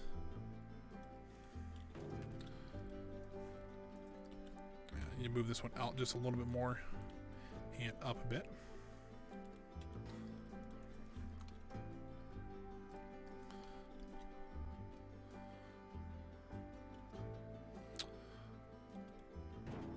This do a pretty well guardrail. I'm gonna put 2 on there because usually it is a 2 parallel rails that it will. Oh, that's not what I wanted. It usually is 2 parallel rails because I don't think one would support it. Like if a truck hit that, it might stop it, but who knows? I think something like this though, like that will work out just fine. And don't get me wrong, it looks a little bit, a little sketchy, and that's kind of the idea. Especially in these back areas, it might be a little sketchy on safety like this. And maybe maybe the park's planning to replace this stuff, but for now, this is what they got. They got some concrete barriers that have been there for 20 years, and this falling over guardrail. And or it could be that somebody hit it, and that's why it's kind of bowed like this. You can see they kind of have the guardrails even kind of bent in a little bit. So maybe someone hit this corner a little too fast and hit it. Stuff like that happens. I mean, accidents happen even at amusement parks. It's not it's not common, but it does happen. Like usually when I worked there's maybe 1, maybe 2 accidents a year like that. I know somebody ran a forklift back. I think it was a back to forklift into an ice machine. And you see that seems kind of odd because you don't really know how big ice machines are. We actually had one at Kings Island that I think was 2 or 3 stories tall that just made ice all day. It was massive. And you're kind of curious, you don't realize how much an amusement park like that would use ice. For drink machines, for shows, some rides to help keep them cool, like ride operators cool and things like that, they would use ice bags, things like that. So yeah, they use ice quite a bit at amusement parks. And if I'm not mistaken, that was and I could be wrong with this. I knew of the place, and I've walked by it many of times. I never went in to actually look at it. I think it'd be kind of cool to go see that. It actually looks like we have an extra bumper on the police car. All right, well, I actually want to start doing a little bit more of the scenery around here, because I think, as I keep looking at this, I think this area pretty much is just going to be grass. So I'm not really concerned about it. So I think I'm going to go ahead and do some scenery around here. Make it look like this is a government or a hazmat area, that something has gone totally wrong in this area. They've cordoned it off. You know what I could do? They actually have police barriers. I think they came in with Studio Pack. I think those might actually be a pretty good. I think it's called barricades. Hold on. Let's see if I can get the Aha, there they are. You see here, they're just plain blue barriers. But if you've seen this in like a movie or something like that, you kind of know what these are about. And I got a feeling this is the kind of scenery a lower budget park could use very easily. Maybe these are actually screwed into the ground, or kind of maybe even concreted into the ground, just as a barrier to help keep people out, like keep people out of certain places. Then we do one more down here just to kind of help that. Well, that didn't work out as I thought it would. I've hit everything but the right button. Let's try that again. There we go. And then I think we can even do some like extra stuff over on this side here. I do want to add a couple things. I don't want to add another. Nope, that's not what I wanted to add. I don't know what that spells, but it spells saw. Me trying to move to the left and kind of missed that one. All right, well, is that another black van? Because you can't have too many black vans in a government conspiracy. I think we'll have to kind of tilt this one just to the right and down a little bit. Now, maybe, I know I've said this is more of a low budget park. Why would they have these vehicles just sitting out here? If you go to a junkyard, I don't know how often you guys go. I don't go very often, but you can go get a car like this for like $300 or $400 and just paint it black and make it look the part. Maybe it's not the right van. Maybe it's like just a passenger carrier that you've put all like metal over the windows to make it look like it's an ominous black van. Who knows? It's kind of one of those things where as long as it looks the part, in some cases it's okay. And sometimes you kind of pick and choose what you do. I know for like when I used to work there, they used to do hot rides, and what it was, they actually bought hearses. They had three or four hearses that they could drive around. Like you would like get in the back of a hearse and they could drive around. Why you'd ever do that, I'm not sure. People love doing it though, and they would keep those just year round. But they were real hearses that they would buy. Those weren't actually faked. But there was other things that they did, kind of fake. I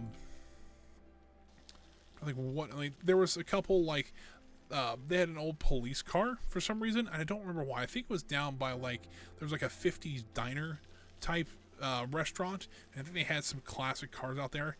I'm pretty sure that was just a regular car. At one point, they made it look like an old police car. But it was things like that. So as long as it's if it worked like that, it kind of made sense. But it's like for something like this, I think just having a generic black van out there would kind of make sense. If it has the right shape, and it's like you kind of build the story around it. Small details like that are not, I don't think, as important. But I do want to put a little guardhouse here, kind of like this was part of the warehouse complex that they're cordoning off the entrance. This would have been the entrance to the place. And I might even put a railroad track somewhere around here. Just kind of show that it was a railroad warehouse at one point. So first thing I want to do is actually create a barrier. I have a metal gate for a barrier.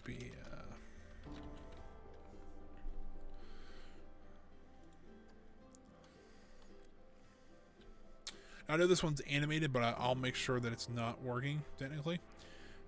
Line to surface. That's not helping me here. All right, we can do something like that. If we're actually winging the road size, I'm not doing too bad for that. Now, this looks a little new. I get that.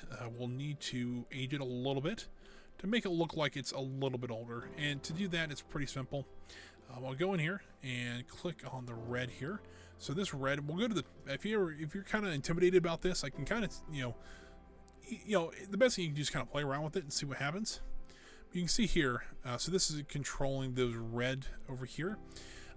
When you got to think, when metal ages, it's going to go more towards kind of the primer colors and stuff like that. So it's going more gray and stuff like that. So if you kind of think about it like this, so your X and Y are your X-axis kind of going up and down here is going to be how light or how dark something is.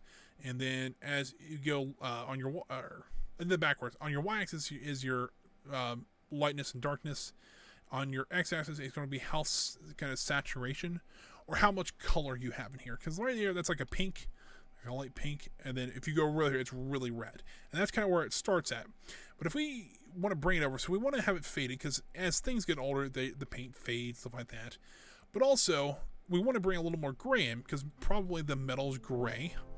And so you'd have something like that to make it look kind of old.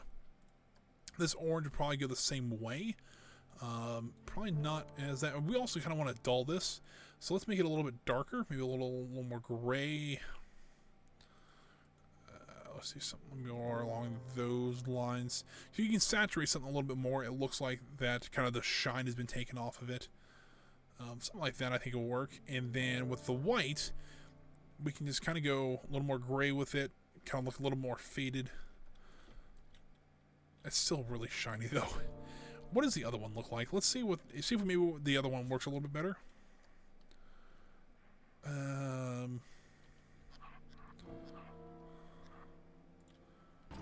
Let's see if maybe we can get this one to work a little bit more and make it look a little bit more like a. Oh, I think that's going to help us a little bit more. Something like that for the orange. The white once again will go down to the gray. This red here, what does that control? So we can control that. I think we go to something like. Ooh, it's a little much. We got a little bit more red to it. Something like that.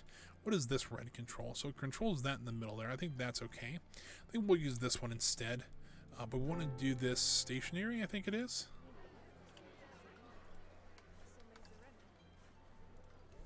We'll see. We'll see how this is. Because it very well could be that the stationary is actually up. We'll do something like that to make it look like that. I think that works. And then maybe the trigger actually opens it up, which is fine. So we got our kind of entrance here. We could use a little bit of a guard shack maybe out here. Yeah, I think that's kind of the next thing we want to work on. So we'll need some wood. I think that's kind of the best way to do this. Go wood. I want to use, there's some beams I like. That's what I'm looking for here. And I think we want to make this maybe like a nice faded white color. Like that, and then we'll kind of fade it. Now you also got to remember, with different kinds of materials, they fade a little bit differently. With woods, especially as they get older, if they were left untreated, they actually turn like a gray color. Why that is, not really 100% sure, but I do know that kind of does happen. And I misclicked there, so I'm going to actually go back in here, make this a group so that we can edit it a little bit easier. And then let's go to scenery. Go to, I think it's just planks. I like the plank over here a little bit better than I do the other one, because the other one seems a little bit warped, and this one's actually a nice straight piece of wood. So once again, I really just want to make a shack out of this. It's nothing that would impress anybody, but it would do its job to have a security guard out here who sits out here, you know, to check cars as they come in. Literally, that's the whole point of this thing. So yeah, that I think will work, and then I can just duplicate all this, rotate this 90 degrees.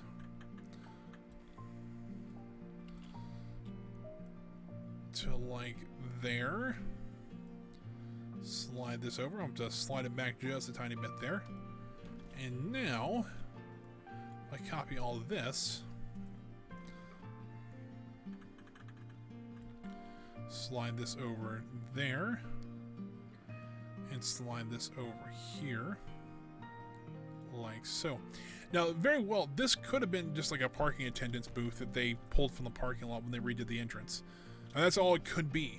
And they just kind of repurposed it. And they're like, hey, we need a booth for here. And it's like, cool, we'll use one of these.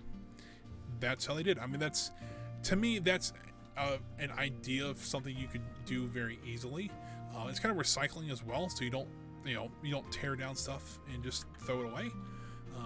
Amusement parks like this, especially like something like this with this kind of budget and everything, would probably do something like that, just so that they don't, if they really need something later, they don't really throw it out. They just kind of put it somewhere until it's needed. And that's why behind like the 80s section, there is that whole backstage area full of old shipping containers that are just full of stuff that they may not need right now, but in the future they might. Get a police officer out here. I'm gonna have him standing right here, just kind of get an idea of how tall I want to make this, because scale, while this is still scenery, is still important.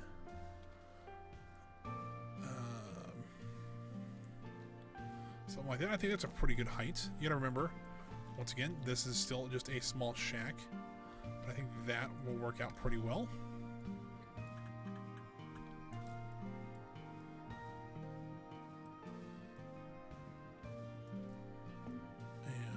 Right there. That works pretty well. Now if we slide her inside the booth here, we can kind of get an idea of how tall we need to make the pillars here, as well as where we need to put like the windows for the glass and everything like that. So, or the windows at period. So there's that and that. Now we can put a little counter. I'll probably put a counter on both this side and the side facing the gate, just so that people like walking up. This is like, I imagine this is kind of an older style warehouse. I bet you some people walk to work, so it wouldn't be unheard of that somebody would walk up to this gate. They would talk to the security guard really quick to kind of prove that they work there before they are let in. Something like that.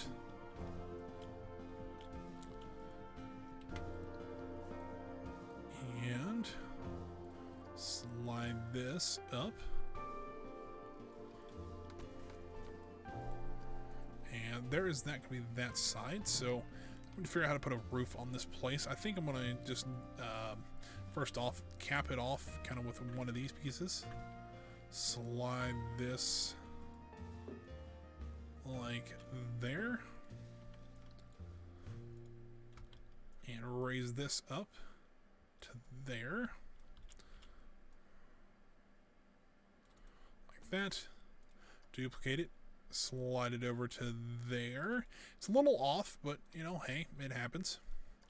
It probably was just somewhere when we copied it. I think the axes weren't exactly lined up, and I think it's got a little askew, but that's okay. Especially with something like this, I imagine, especially if they moved it from somewhere, there might be a little bit of damage, but, something like that could be very possible. There is that. So now we've got kind of our basic box here. Kind of get a little bit of an idea of how I wanted to do this. Do I want to put, I think I do actually, I want to go ahead and put kind of sides on the windows, and I'll show you what I mean here in just a moment. Slide this over to here, so you kind of get a little more of a frame. So it looks like there might have been glass in there at one point, but not anymore. I mean, there would have been there probably would have something been damaged, either by Mother Nature or an animal or something like that coming in and breaking it. Something like that probably broke it. So it's an old warehouse, so things like that would be broken. But there is that. I like how that booth turned out. It's actually kind of a neat little thing. Now, do we want to put a roof on this place, or do we always want to leave it kind of flat? Like, do I want to do a pitched roof, I should say? I mean, that's... I think we do. I actually think we're going to do a pitched roof, because, while we have plenty of time, I think it just, maybe something like this might be kind of fun. Just to kind of, get out of the monotony of having to put bushes everywhere. And there's that. So, also doing a custom roof. So that's something that I don't do very often, because they usually take a lot of time. And while I do have some patience, and stuff like this, it's like, all right, why do I want to do this when I can just do an in-game roof? Yeah, let's. Whoop. Game's trying to auto-save real quick.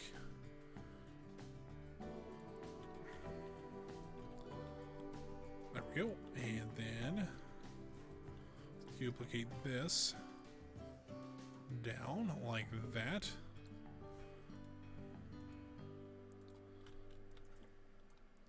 Slide this across to there.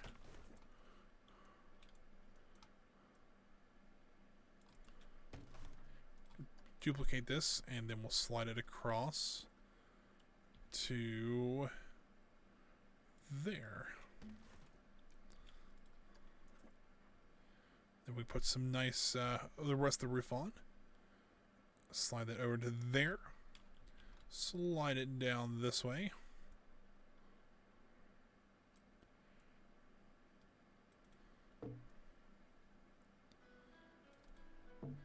There.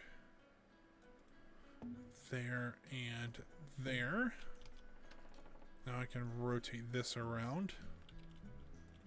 I probably need to duplicate it first, don't I? Make sure it's covering the entire roof.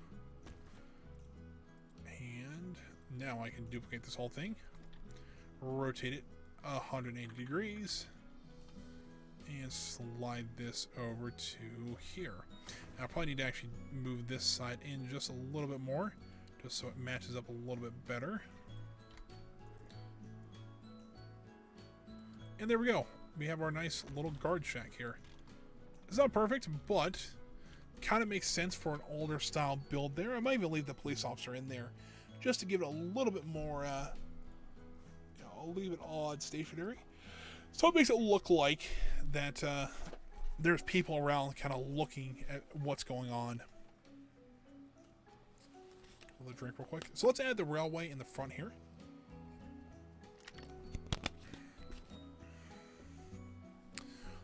That will kind of help sell the story a little bit better. So I need to rail. Now, let's see here. They have these pieces, which I think might be the easiest to use. But here's the problem. We got to figure out how wide we want to make this, because I go to low co. There we go. Ah, I thought they had this. I thought they actually had railways, which I think we use that better than the just kind of the plain rails, because I think they have the place for them, but I think this would work a little bit better. And I think we kind of want to lay them down here in the ground quite a bit, because that kind of gives that feeling of this is a bit old, kind of the idea. Now I do want to actually add one of the or a couple of these in here. What's the difference between these? Now they're just shorter and longer. All right. So essentially, I want to do this to make it look like the line continued at some point. I'm going to rotate this one down a little bit. Oh, I don't have angle snapping on. To make it look like the railway actually continued for a little bit longer along this way, but no longer does. Maybe something like this, and kind of sink it into the ground a little bit more, just so you can kind of see that the sleepers continued across the road here, or what was the entrance, but is now just kind of buried in the ground here. Maybe we have this one just barely sticking up here. And it's stuff like this. You kind of sell the story a little bit. I also want to actually go back in here and just rotate some of these just slightly, kind of like that, because if you know anything about railroading, I'm kind of an enthusiast, I guess. You kind of observer. I kind of like this stuff. These sleepers, if they're not really in place with these rails, these things can move pretty easily. I mean, they're heavy, but they can be moved. So, especially if a flood came through here, wouldn't be hard for these things to be shifted or washed away or whatever. And so let's go ahead and do this. So let's bring this one across here. What I want to do, though, is I actually want to rotate this slightly down. Kind of like that.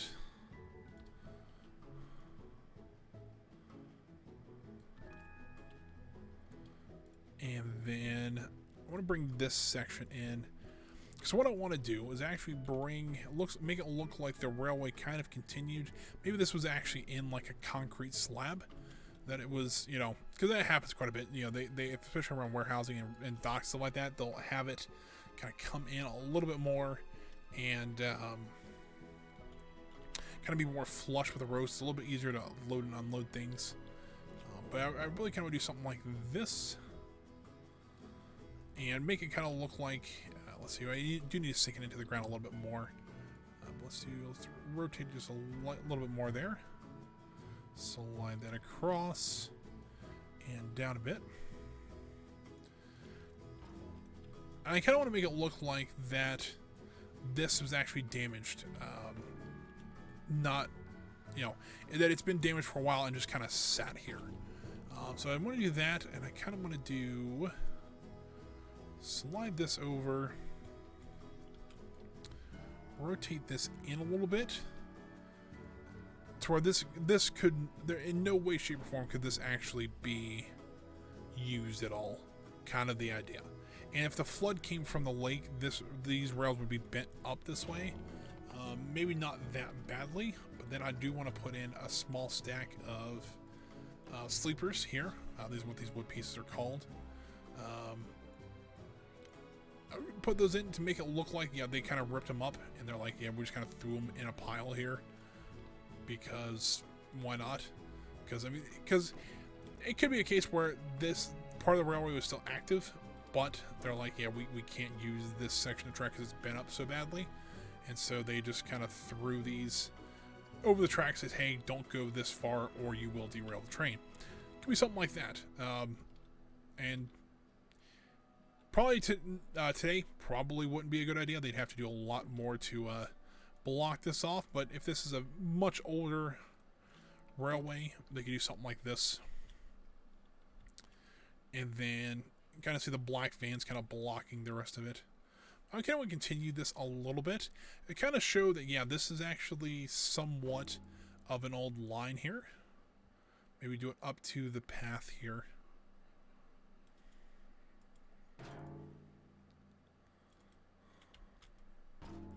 And then I do want to bring some rail. I'm going to bring it from here probably. I do want to make a little bit more on this end as well to kind of make it look like maybe not all the track was broken, but maybe part of it was. And then they're just like, yeah, we're not really into fixing that right this second. Maybe stop under the black van. Or maybe we can even actually break it this way.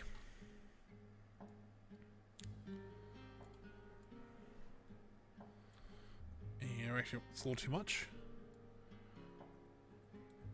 Kind of have it like that. Like something came through here. Like kind of broke it. Left that one alone, but kind of broke this one off. And I think that'll work. And it gives it a little more story to it, I think. Because I really don't like, you know, I think one of these would be too tall to fit underneath. Well, maybe not. But yeah, something like this. This is not it's more of a European style train, but you kind of can get the idea here of kind of what I'm going for. Do something like this. Make sure it's derailed, of course, and then kind of like leaning on its side, like it was kind of pushed over from the blast. I think this is starting to shape up pretty well. It's starting to get a little more of the story. I think that's going to help it quite a bit. Yeah, I really like how this is going. Kind of really, I'm putting this as a placeholder, just so that for at least right now, putting it as a placeholder until maybe I can find a better one or even build another one. At least for now, that's kind of the idea.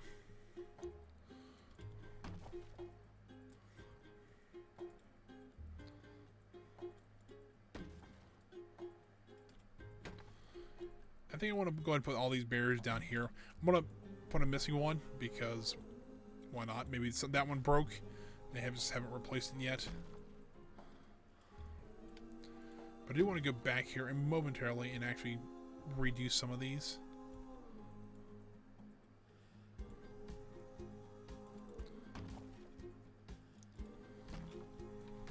Because unfortunately, I mean, I'd say unfortunately, I mean, these wouldn't be straight at all.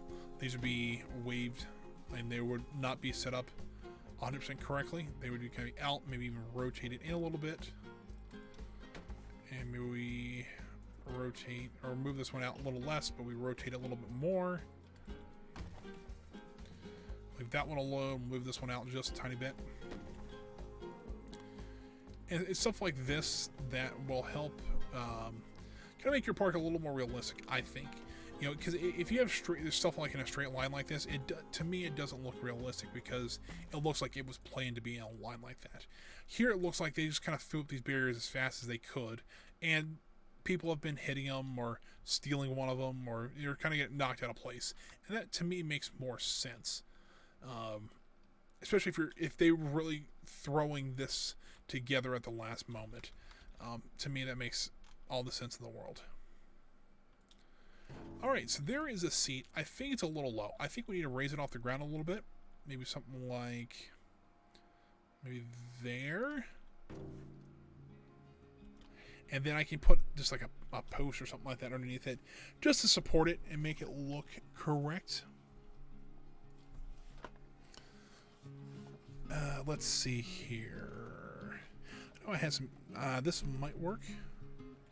Let's see, that's a little too thin.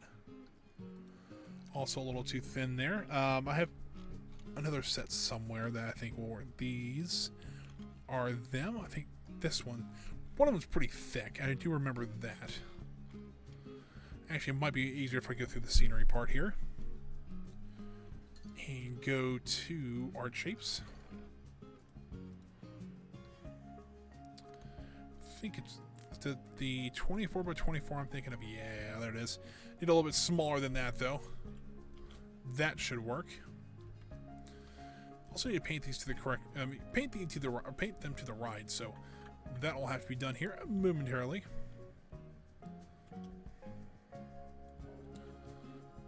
Game's still lagging me a bit.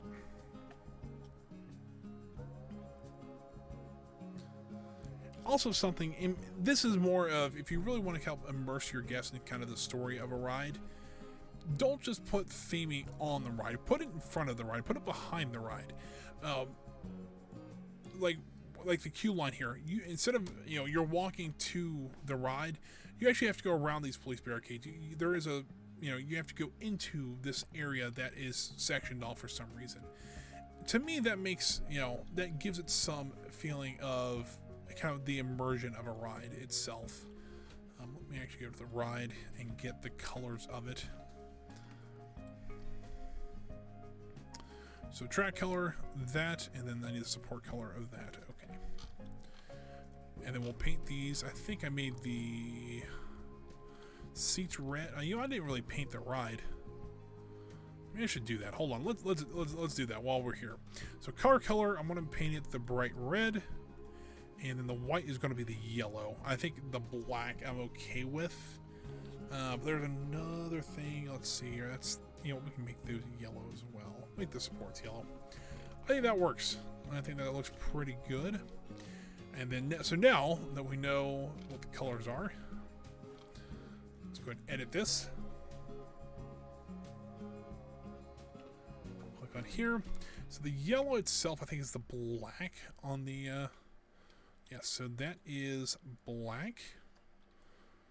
The blue section, which I have no idea what that is. It's the harness on the back, so that's going to be the red. And then what's this part here? It's the harness. I think I'll make that yellow. Kind of help fit that theme a little bit more. And then we'll also make this beam yellow as the kind of like the support beam. There we go. I think that works pretty good. Maybe I need to have a height tester out here. I don't think they... Really, this ride doesn't really need a height tester, I guess. I guess it just kind of helps if you can make sure you can sit in it comfortably and things like that. Arms are a little sore. Oh, didn't mean to do that. But yeah, I think that it's basic, but it works. And now I'm trying to think how I want to do a sign for the ride. I'm wondering if we made it look like there's a sign here. Maybe this was called the Phoenix Warehousing Company, and then the explosion blew off this part of the sign, and it just says Phoenix now. I think that would be kind of neat. So let's try it. Let's see how it works. Once again, if you guys are new here, some are, some aren't. I am not the best with custom signs. I did one for Shockwave, and I did one for another ride I did it for, and I don't remember which one. Let me make this white, please. That's black. That's like the opposite of white.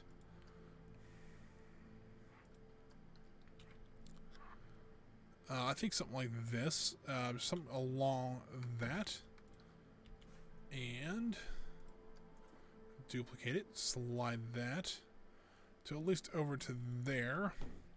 Now I do want to actually, make it look like the sign was ripped a bit. So I'll do kind of the same thing I did to the warehouse. Fair enough, this is probably wood of some sort. So, it probably would have shattered in an explosion or caught fire. And you know what? There are some triangle bits I can use. That probably would work pretty well in this situation. I'll take a look at the flat pieces. That's what I'm looking for here. I don't know how some people can do signs like this. Like, the Mass Bandit apparently is one of the best I've ever seen do stuff like this. It is incredible what he can do with smart shapes and enough patience.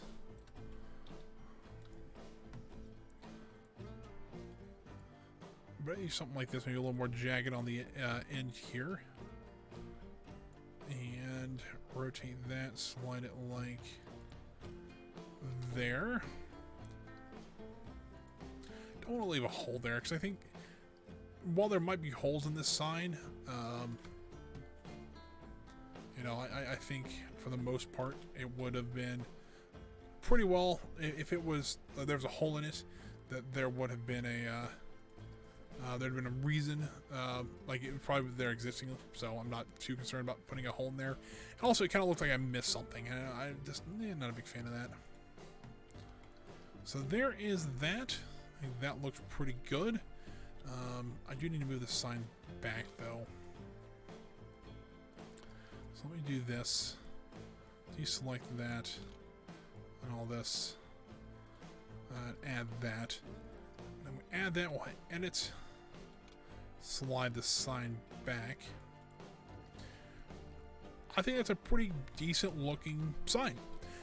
Once again, not earth-shatteringly new. It's nothing crazy or anything like that.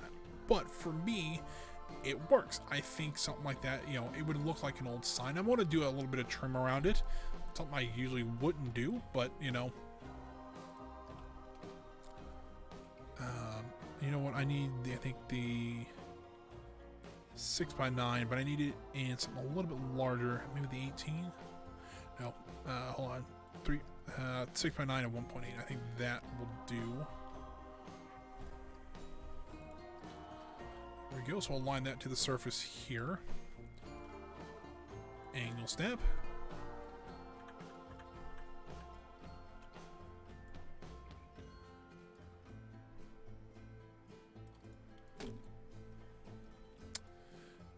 Draw this. I want to do a little bit of a border kind of outline to it, and that'll look relatively nice.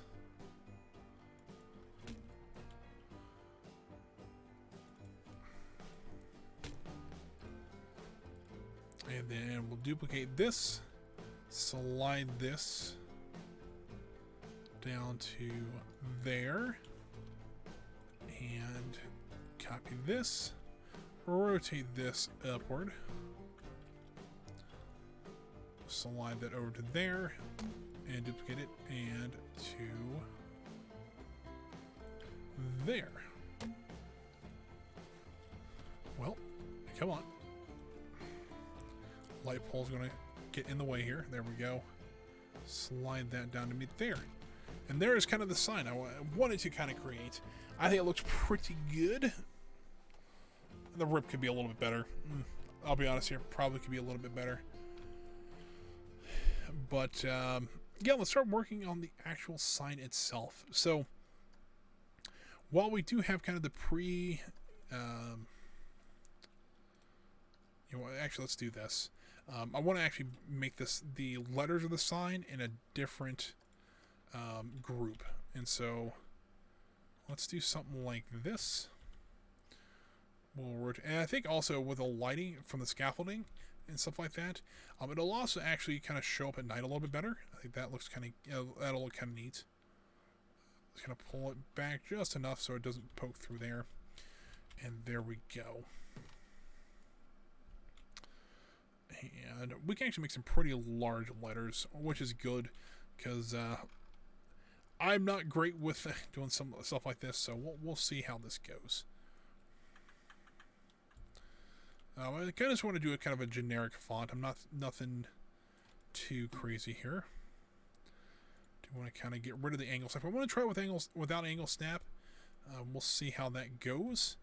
I get a feeling it might go horribly wrong, but we're going to give it a try. Let's see here. I want to curve it just a little bit more.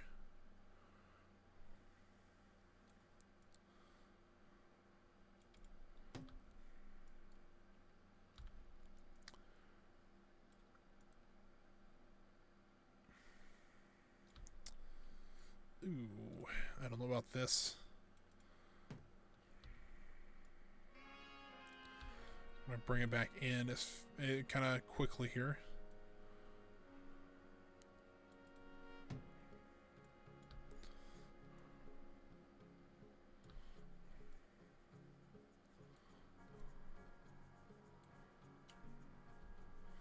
Because that looks absolutely horrible. I don't even think if I bring it straight in from here, it would look great.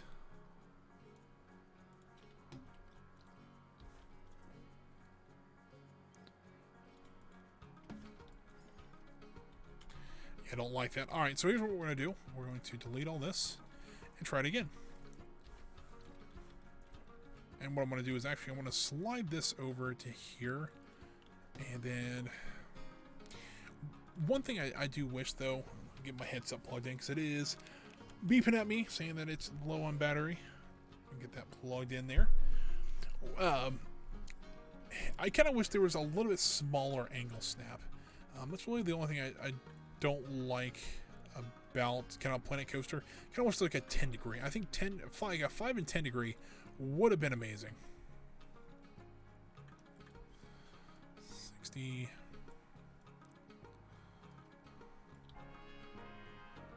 Let's do it there, and then 90.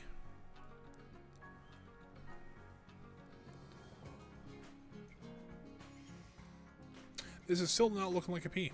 Alright, well, what if I did this? Alright, let's do a 45, so I'll need to do one more tick down. Like so. And let's bring this out just a little bit more. And we'll use one. And then we'll duplicate this part. Oh, I can't duplicate that part for some reason. Did I not I didn't make a group. Oh, that's unfortunate. Alright, well, let's do that real quick. Like I said I was going to, and then totally forgot to. Let's do that. Because I have an idea of what I want to do with it. But just here in a moment. Let's go ahead and duplicate this. We'll rotate this. There we go. And slide that in there. Slide this down to there. I think that'll work, and I'll show you kind of what I'm going to do with the rest of the letters. I kind of like the idea of it. It looks a little bit like it's a really tall but really kind of skinny font. We'll see how this looks. Let's do an H. Come on, game. I know you're auto-saving, but let's go here. We only got about 50 minutes left of the stream, and so kind Gotta get a move on. We got Phoenix to build. At least the sign.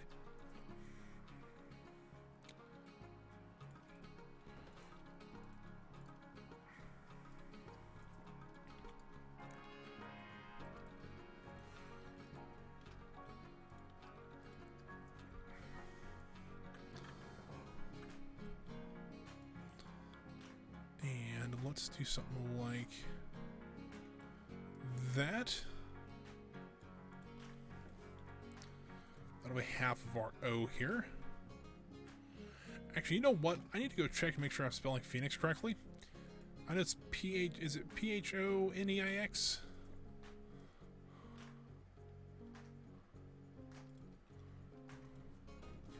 Well, let me double check this real quick, because I don't want to spell this wrong. And I'm spelling this after kind of like the mythological bird from like Egypt kind of thing. P-H-O-N-E-I-X.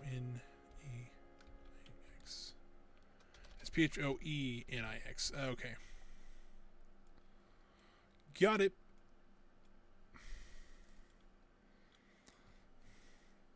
So at least correct up in this point, up to this point. Now I'm kind of curious if I spelt the name or the ride wrong. Because I very well could have. Alright, there is P-H-O.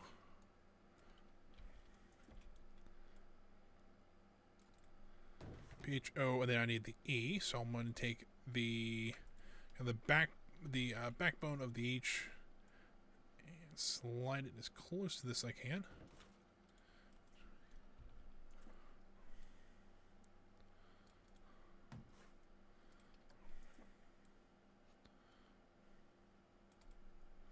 And I kind of like this weird font. It kind of is out of place. And that's kind of how this ride, like kind of how the actual ride is. It's not supposed to be here. And why it's here, it's kind of a mystery. So that's, you know, having this really weird block lettering, I think kind of works for this ride. Now I do an in for this. This is going to be a fun one.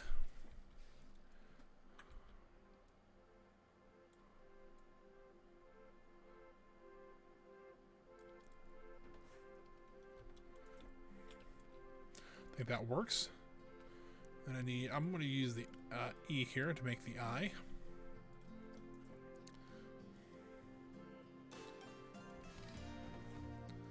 Slide this over to there.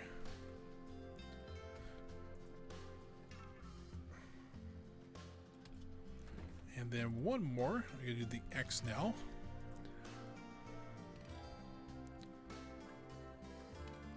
I'm wondering. I don't know how this is going to look, so if I just do 15 each direction.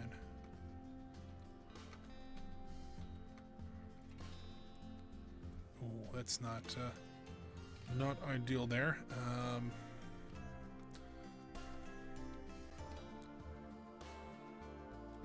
I think that works. And I need to do 2 of those, and that should line the axis back up.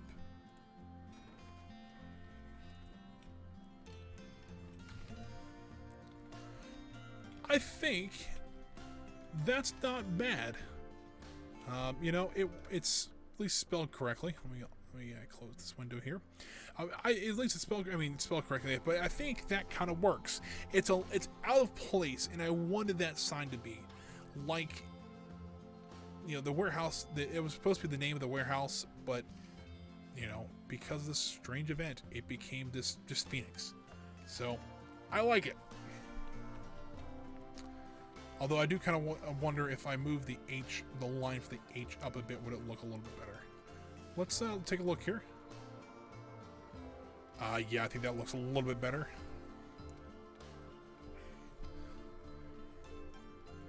And then, now I'm kind of curious. Did I spell the wrong? I did spell the ride wrong. Oh well, that's got to be fixed. O-E-N-I-X.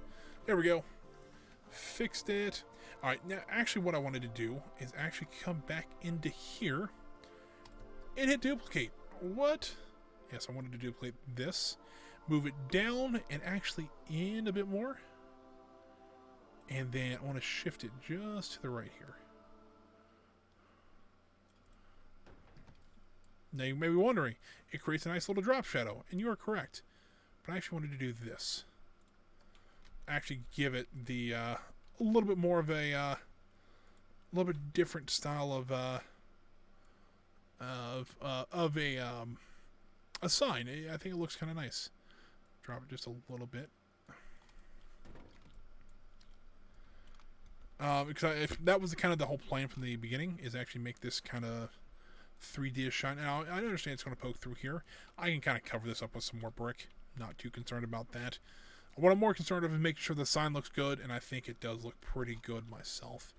And I think, this is not a bad, place to, I say start. I mean, it's a good start to what our concept wanted to be. And I think we're going in the right direction with this one. Now, is it perfect? No, not the least bit. I'm just trying to think what else could we add to this right this second to make it feel more like the ride.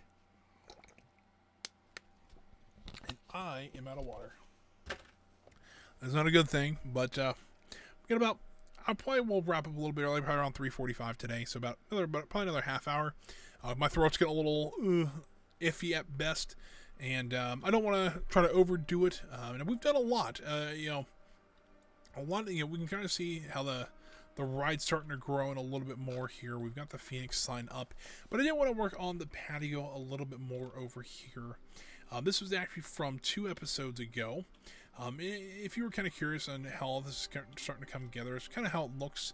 I did actually want to put a cart over here, so I wanted to take one of our previous builds, so I can come. If you guys have not seen this yet, or if you're new, seems like we got quite a few new people today, which is awesome. This is actually our last section we built. This was the 80s section. We actually built, I think they're right here. It is. We actually built these little ice cream, drinks, and cotton candy stalls, which look really nice. I've worked on these when I worked at Kings Island. I've worked on these quite a bit, and so I wanted to actually move this over to that area, just because so we can sell things like ice cream, drinks, cotton candy, stuff like that around the park. And I've got a couple of these interspersed throughout the park. Let me go ahead and duplicate this one.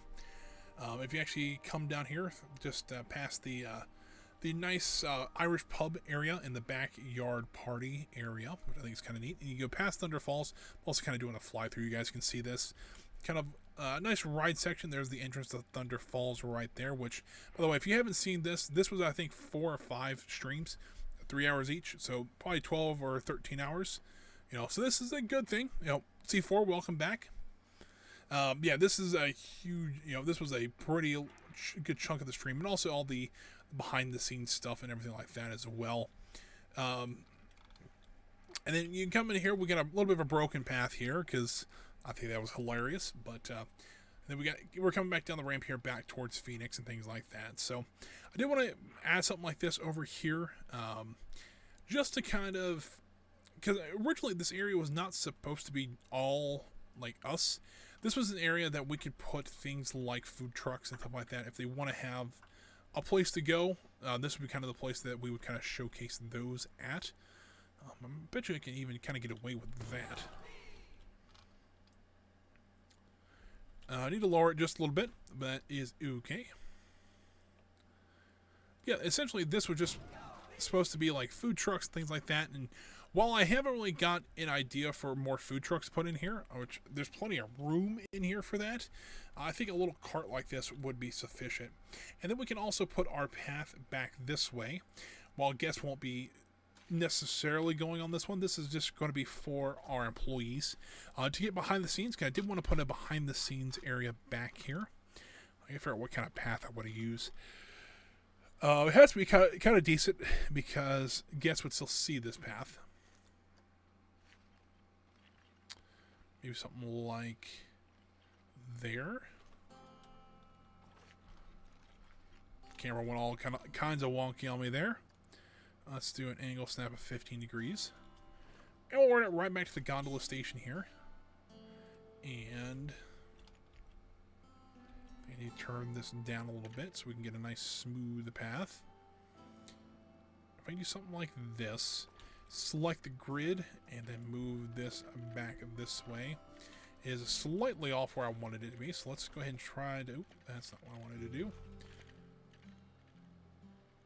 Something like that, maybe.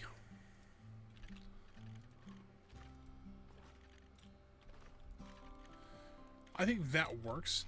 So essentially this is going to be a small backstage area. If you're kind of new to this, backstage areas are areas where pretty much it's just employees only. I have one over here. This is behind the go-kart track we have. This is Thunder Alley. This is kind of the repair shop for the go-karts. We also have a trash compactor, got some containers. This is the area I was talking about a little bit earlier. And just things like that. Like back here, this is actually the employee cafe back here and garden. There's an interesting story behind that. If you are interested, you can watch that one. I don't remember exactly which one this one is. Yeah, this is the employee cafeteria, yeah, stuff like that. So, and this is also, I think a lot of people kind of focus on the rides and stuff like that and the food. They don't really think about the employees of the park. They don't really think about, you know, where they would eat their lunch or dinner, where they would hang out after, you know, right as they're getting off of work. Besides leaving the park. I mean, there were some people that hung around quite a bit, and that was fine with me. But you gotta think about stuff like this. You have to have areas that support the rest of the park, and so something that to me it seems like people forget quite a bit, and that's a huge part of the park. And there's one there. I've got some smaller ones kind of interspersed. That might be the biggest one I have, maybe not. Also have one back here behind the restrooms. That I mentioned earlier. That's the restroom right there. But this is kind of the backstage area, kind of giving you an idea of what I want to do behind the scenes there. Actually, there actually is a vehicle here, but this vehicle, this part here is really kind of neat. This area is actually connected back to the main area, so they can drive vehicles back here no problem. So C4 asked me, what is my favorite ride in the park so far? Honestly, Thunder Falls is a really good one. I think I spent the most time on that one. Now, Shockwave, the looping or the corkscrew coaster here, it's based on one of my favorite rides, so that's a really neat one. So it's probably a three-way tie, if I had to guess. So between Thunder Falls, which is the raft ride I made, Shockwave, and then this is a ride I call Splinter. This was kind of the first big coaster I put in this park, and for the first drop here, you can actually, there's a video I made about this. Well, I did it during a live stream, and I showed off during the kind of the walkthrough of Thunder Lake. I think the actual video is called Overview of Thunder Lake. But you actually can watch this coaster. I didn't do this on purpose, but on this first hill, these coasters actually race each other up. It'll go down, up, and down, and through the helix here. On the second drop, it actually drops through the tunnel, comes up the tunnel here, and actually races the coaster along this track through the helix. It's a really neat thing that I didn't intend to do, but I think it's a really neat, something kind of neat I did, and it kind of happened to work out that way, and I think it actually makes it a lot, it actually makes it a little more interesting, makes it look like something that could really be. And then also have the big sign up here that I made. That was one of the earlier ones I did for this park. And I think sure that's all art shapes, which that was a pain in the butt, I'll be honest with you. You guys see the rest of the park, the parking lot out there and things like that. So honestly, I didn't really start streaming until I started streaming this. I built Shockwave, and I think right after I built Shockwave is when I started streaming. And we've actually done all this in a couple of months' time. It's pretty neat. It's been quite a bit of a journey, because there's some days that I did not want to stream this. There's some days that, you know, I was just like, all right, I'm done with this park, you know. And then I get days like this where we've done quite a bit. I've told a lot of stories. I've had a lot of fun today, and that's kind of the cool part about stuff like this. But I do want to put kind of, you know, get this area a little more finished, a little more cornered off. And so let's do that. Let's move this picnic table. Let's go ahead and just nuke it. Because I want to have a little bit more room for people and maybe vehicles like golf carts, stuff like that, to be able to travel through here. I wanted to put, I don't know if I want to put curbing back here or what. I did some curbing on this side. Let's go ahead and continue that around here. Because while this area that I'm building in is technically like a 90 section, so it'd be quite a bit older, this section, I kind of imagine this actually is a little bit newer section than the rest of them. Maybe there was an old ride or like an old show here or something like that that they've decided it was not worth keeping and decided to tear down. And they replaced it with this patio area with some restaurants, stuff like that, as well as they put a little bit smaller ride in there. Maybe that ride was there all along, and that's why it looks a bit out of place, is that there was another ride next to it or a couple rides next to it, and it's the only one that's really left. I don't know, kind of an interesting story idea, nonetheless. Something like this. Once again, we're on a very monotonous part of Planet Coaster. We're curbing path. We're essentially putting concrete down around a patio. Woo. And let's see here. I really don't want to do too much of this. I will probably continue it until I get down to where the cable, stuff like that comes in. And I might do a little bit there just after that, but not much more.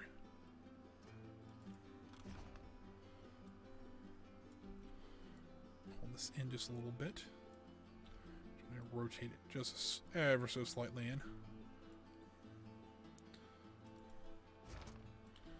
And then I need to rotate this. I'm going to rotate this up on its side here. This is just a window piece that I'm using here. If I lower this down like that, slide this out, rotate it flat, and then bring it back up, I kind of make it look like a water drain. That's kind of the idea that I was kind of going for here. And then if I duplicate, hopefully this works. If I rotate this now, like that, slide this back into here, and you can kind of see we've got a little bit of a water runoff area that if any water runs off of this path here, or runs off the patio, it can run off into the grass here. I understand the electricity, probably not the best idea to put there, but you know, that's kind of how it is. It's probably like a waterproof cable of some sort. But let's actually move this around just a little bit. I want to slide it back towards the back a little bit more, because you know, I don't want to waste too much room here. So let's do something like this, and then we'll rotate this cable over more. Slide it to there and there.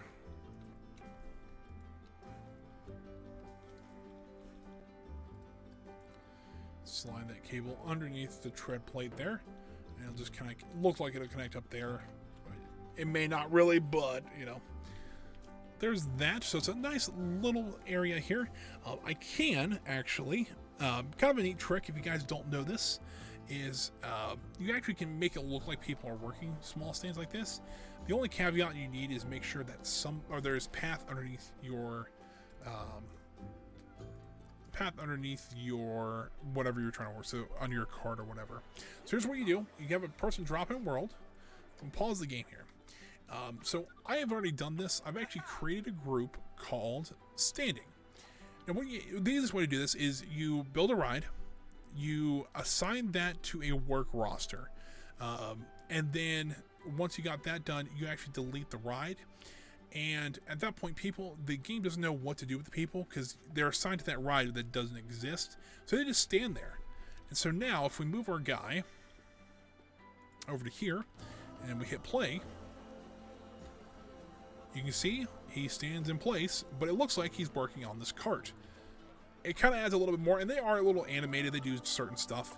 Usually I like to jack up their pay just a little bit, just because if you don't, sometimes they get bored and they get like they want to quit, but not too awful bad.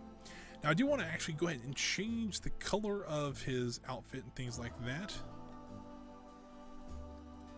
Do it in Cedar Fair colors, which is off. It's like, so I'm trying to remember. It actually is it's a light blue, isn't it? I think that's what it was. I'm trying to remember the food service colors for Cedar Fair. If I'm not mistaken, it was a light blue shirt with green cutouts on either side, a dark blue hat, and tan shorts, which really has the tan shorts already. And if you ever work in food service, you know you have to wear black shoes. So I'm going to lighten it up just a little bit so you can kind of see a little bit more detail. But there you go. It's actually more of a bartender look, actually, now that I'm thinking about it. Because fair enough, we also did have other, that was kind of like the main food service uniform. If you worked at there's pizza places in the park. If you worked there, they actually wore dark green shirts and black shorts and black aprons. If you worked at Starbucks, you had a dark green shirt, khaki shorts, and I think a green apron. If you work at there was a specialty ice cream place in the park that wore red shirts, khaki shorts, and tan aprons. So it kind of depends where you worked out in the park. But generically, that was kind of what we wore. I don't know if I have one of those outfits. I know I have one of my merchandise shirts still, because I actually bought a merchandise shirt, which is just purple and then white cutouts on the side.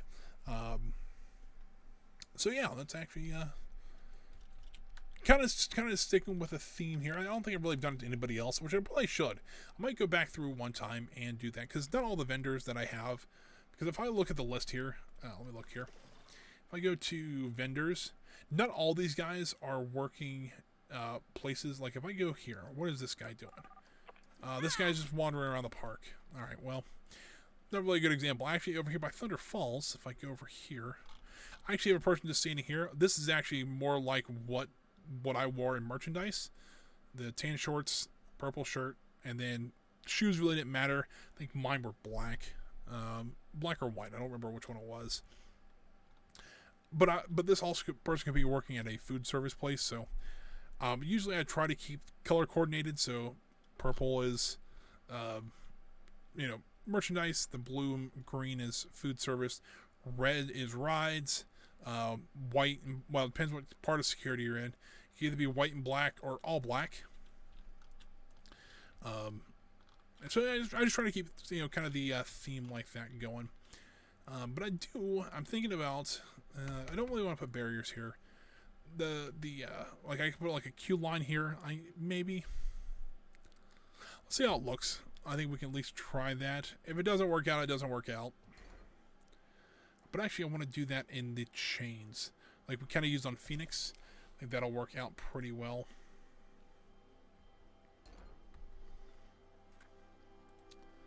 I think they're on top here. If not, I can go over to the theme right here. So what I need. All right, let's rotate this to there. And then what we'll do, we'll duplicate this and put a chain. Okay, is there a smaller chain? I don't think there is. Never mind.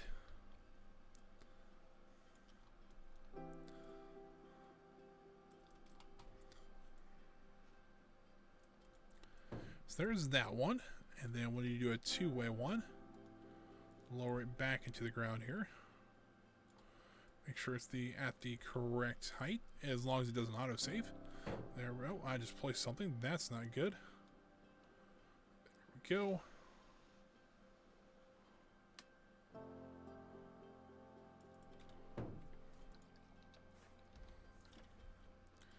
So the multi-select, we'll go ahead and just select all three of these, add that to a group, and edit them. And there's those two. Lower those into the ground. There we go. And I think we can now something like this.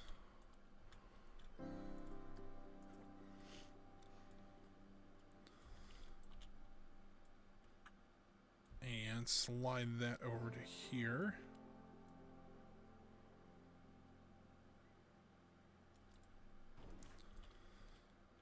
And we'll do one more. I think we just do it, keep it kind of curved like this. Nothing too crazy. Maybe we do one more, because one probably somewhere in between those last two, something like that, I think works.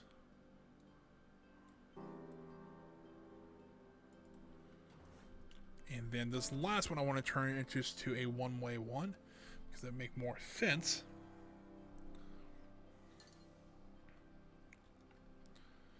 I want to duplicate this, make this a one-way. That's rotated the wrong way. So like that.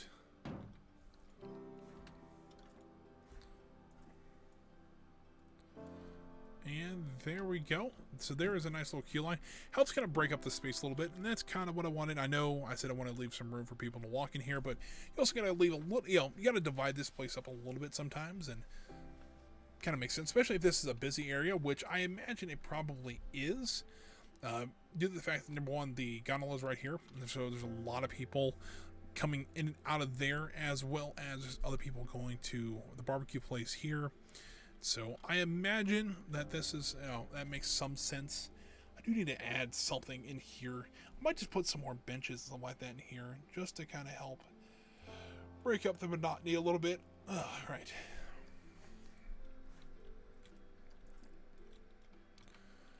Let's see, let's rotate this around to there. Right, let's keep doing this.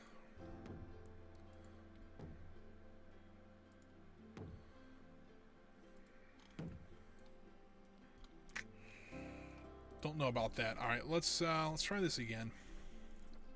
Let's space them out a little bit more. So let's delete that one. We'll start with this one, and we'll kind of do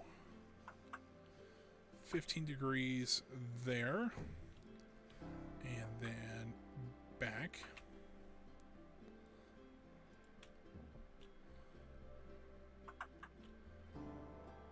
There. And back. And then we can kind of do the opposite on this side. Like that. Post it there. There. And there. Then we do a couple more down here. Put it there. And that's probably it. Yeah, just to kind of help. I can leave the space a little more open. I think I could easily put food trucks here. And also with these benches, these benches are not, for someone like me, I don't have a problem lifting them. Like with somebody else, it usually takes two people. It's kind of how big they are. But these can easily be moved around, especially if you had a forklift or something like that. And it can be moved. So if you want to put more food trucks, something like that in here, you could. And we actually might need to go out and find some. I know there's a couple on the workshop, I think, that might be kind of interesting, that actually are working food locations. I think that might be kind of fun to have in here. I think we can do quite a bit with that. So let's add a few trash cans in around here, just so that people can throw away their stuff once they're done. And usually you put them at the exits of kind of your food areas. We'll also do one up here by the car yard, because I mean you would need some trash around there. That gets usually for some reason employees make it, like if you're cleaning especially, make a lot of trash for some reason. Let's go ahead and just finish the curb off up to the entrance to the gondola. I think that something kind of quick we can do really quick. So we only got about, I mean, I know I said I was going to wrap up early, so maybe about 10 minutes left. So I want to just kind of do some small, like really small projects that maybe are just kind of, you know, real quick like this, that we can just do, get it out of the way, knock it out, and not worry about it.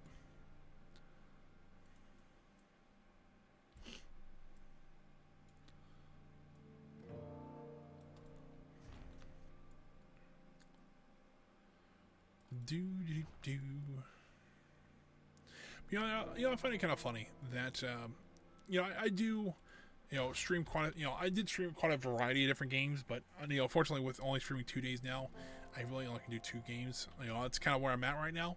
But it seems like, you know, my Friday streams do okay. They're, you know, view-wise and stuff like that, they're okay. But it seems like for some reason these Planet Coaster videos are just, people love them. And I struggle sometimes, like, all right, I'm just placing bushes and talking. I don't, you know, sometimes I don't understand, but I'm glad you guys like them. That's kind of the whole point of it. Let's see, what other small project can we do? I mean, we could finish the curbing around here. I really don't feel like doing that right this second. We could actually do a little flower box here. I don't see why we couldn't. We'll just kind of do it in the style we have been doing. Essentially just wood blocks or wood beams around the outside here. something like this. I'm kind of cover up our little path mistake here. There we go.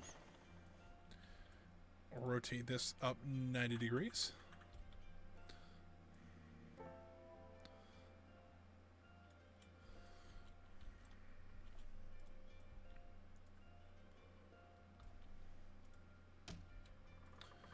And then do something like that.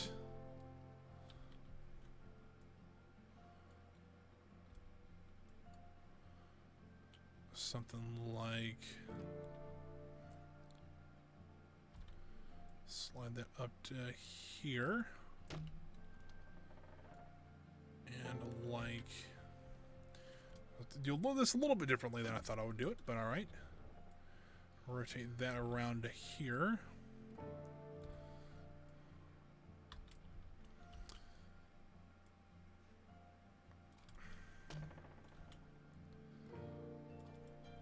There's that, and there we go.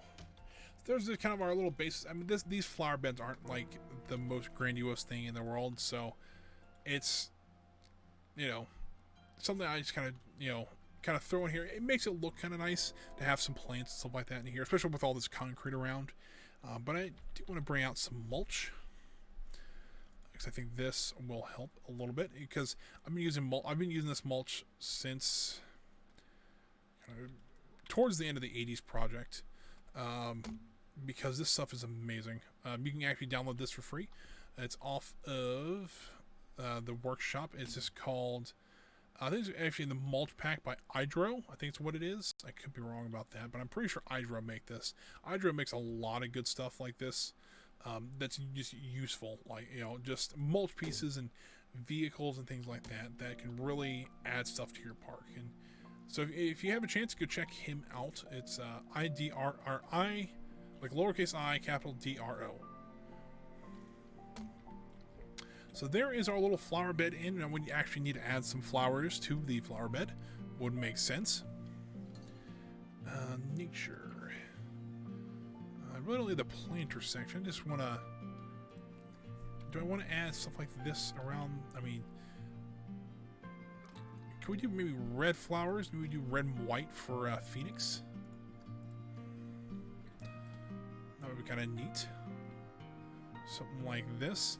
And yes, you're kind of, if you're wondering, yes, gardeners could very well do this.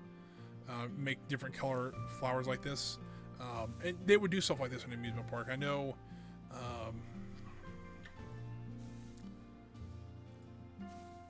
You know, to me, this, you know, I've seen, you know, even what at the local amusement park I worked at, you can really see, you know, what the gardeners can do. It's pretty neat. All right, so this one, I've got not multi-select. These two, that one, are all going to be red. Hold on here.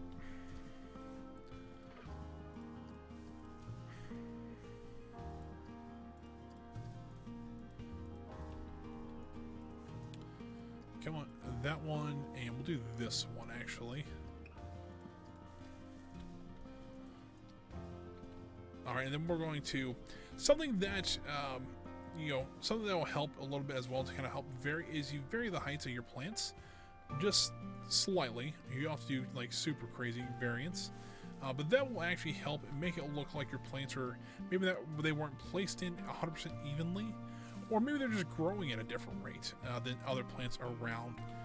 And some you can leave at the same height. And I actually want to move this one down just for the fact it's sticking out a little bit. I want to stick out as much there. So there we go. I think that looks pretty good. We need something to add in the middle here, though, because I don't like seeing this bare patch of mulch right in there. So I do want to add something like this, maybe. Man, it's a little too small.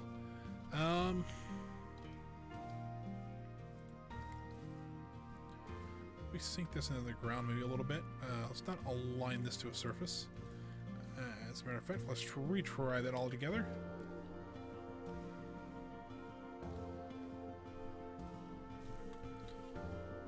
That's not bad. The other thing I probably could have done, it's a little large.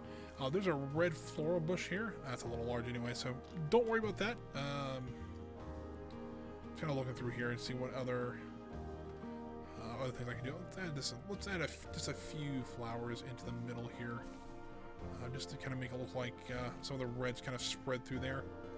Yeah, I think that looks. It's what I'm saying. It's a small little project. Took us what, 5 minutes to do, but it does add a little bit more to your park. And stuff like this, you got to think about when you're building your park. It's just something that you maybe overlook when you're going through an amusement park. But you know, it's these little details that are making your park really nice. But it is about a quarter till, so let's walk through kind of what we did for today's stream. We'll start over here. We did this planter. Surprise, we did a planter. Really, that was the last couple of minutes. We did add a couple more benches. We did work on this other area a little bit, kind of help flush it out a little bit more. We kind of curved this area a little bit, added this, you know, nice little stall here just to help sell some stuff. We did actually have get our access path to our backstage area back here. We might work on that next time. Kind of the bigger work really happened on Phoenix. We actually did a lot of the growing in over here. Did a lot of the trees and bushes and things like that. We did all the access road today, and that was a good part of the stream. We actually did our concrete barriers as well, so that people don't try to drive on the old one, because there is now coaster supports in the middle of that. I'll let the game run so you guys can see kind of the park in action while we're just kind of zooming around here. And also we did some work on the station itself as well. We added the sign. I think the sign looks pretty good. We added a few more details. I think this is looking pretty good so far. It's not perfect. I do want to add a few more details, especially over here. Add some more trees and bushes. I just kind of make it look like that. You know, we you know, it's kind of, you know, the nature's starting to come back on the coaster a little bit more. You can kind of see up here. We've also got our protective barrier, as very protective as it is. It probably wouldn't last too much longer. Maybe we've got a little bit of wear on it. And I think we do need to work on this area a little bit more to add a few more of the bushes and just some other stuff like that as well. But yeah, that's kind of what we did this stream. It doesn't seem like a lot, but we did a lot of really kind of nitty-gritty stuff. Really help with this coaster. I think maybe one more stream we can kind of get this coaster pretty well laid out. And kind of get this. I kind of want to get this maybe next stream, which will be in a couple of weeks. I'll explain why here later. But essentially, I want to kind of get this ride section done in the next stream, as well as kind of get the front part here done. We might do another area on backs if we have some time to do the back area here and on the side, and then we kind of finish up the gondola station then. But for right now, I think this is a good place to pause and call it a day. I'm going to save the park, and I'll do a little outro. I gotta explain a couple things to you guys. Make sure you guys know what is going on with me. It's not too complicated, but let me go ahead and flip this over to the main camera here, guys. But first off, before I say anything else, I want to thank you guys. Thank you guys for joining me today. I really do appreciate it. If you guys are new here, like I said a little bit earlier, the best way to help support me is just leaving a follow. We actually got 2 new followers today. So if I'm not mistaken, we should be up to 41 followers. Fingers crossed, something like that. So that is really neat to see. I hope we can get to that 50 goal. I mean, I think at this pace, I think we can do it by December. But unfortunately, I'm not going to be here for the next 2 weeks, for the next 2 streams, I should say. Or 2 weeks of streams. That's a better way to say that. So I will be here Friday. So I am streaming again. If you guys are curious, I do stream every Wednesday and Friday from 1 p.m. to 4 p.m. Eastern Standard Time. We're playing more Factorio on Friday. But this week, oh, look at that. I got another, oh, you know what? Let me pop back over into the game so we can at least see that in real time. E-Grease, thank you, sir, or ma'am. I do appreciate that. So that's 42 now. All right. So that's even better. So we'll get back to this now. I do usually stream there. I'm actually going to be on vacation for the next 2 weeks. So I won't be streaming, but I am going to an amusement park. So hopefully I'll get some really good ideas, kind of get refreshed. And when I come back, we'll start doing this again. So yeah, if you, it's going to be 2 weeks. I understand. Have some withdrawals from me. I get it. I know. I know. But yeah, if you guys could, I'll be back. I'll be back Friday, so you guys will have one more stream before I go on vacation, and then it'll be 2 weeks, and then I'll be back and doing this again. If you guys are curious, if you are like, hey, I can't wait 2 weeks, man, I've got to watch more of your content. Don't worry if you guys are new, or if you've been here a couple times but don't know about this. If you look right below the stream, I think it's on the right hand side. So if you go pretty much where my finger is pointing right now, I actually have a link to both my Twitter and my YouTube channel. My YouTube channel actually has a archive of every stream I've ever done since February of this year. That's when I started. And so, if you guys are curious, you can always look on there. All of my Planet Coaster ones on there, as well as Roller Coaster Tycoon, Factorio, BattleTech, Colonization. There's a whole plethora of games on there. If you guys are curious and want to check that out as well, if you really don't want to wait, it's kind of fun. I know it's a little bit different than actually live content, but still, it is rather fun as well. I hope you guys check that out. Seems like a lot of people have been, because actually it's been really going good on YouTube as well. But for today, guys, that is going to be it from me. I'll see you guys on Friday for some more Factorio, 1 p.m. Eastern Standard Time. But until then, guys, have a great rest of your day. Have a great Thursday, and I'll see you guys on Friday.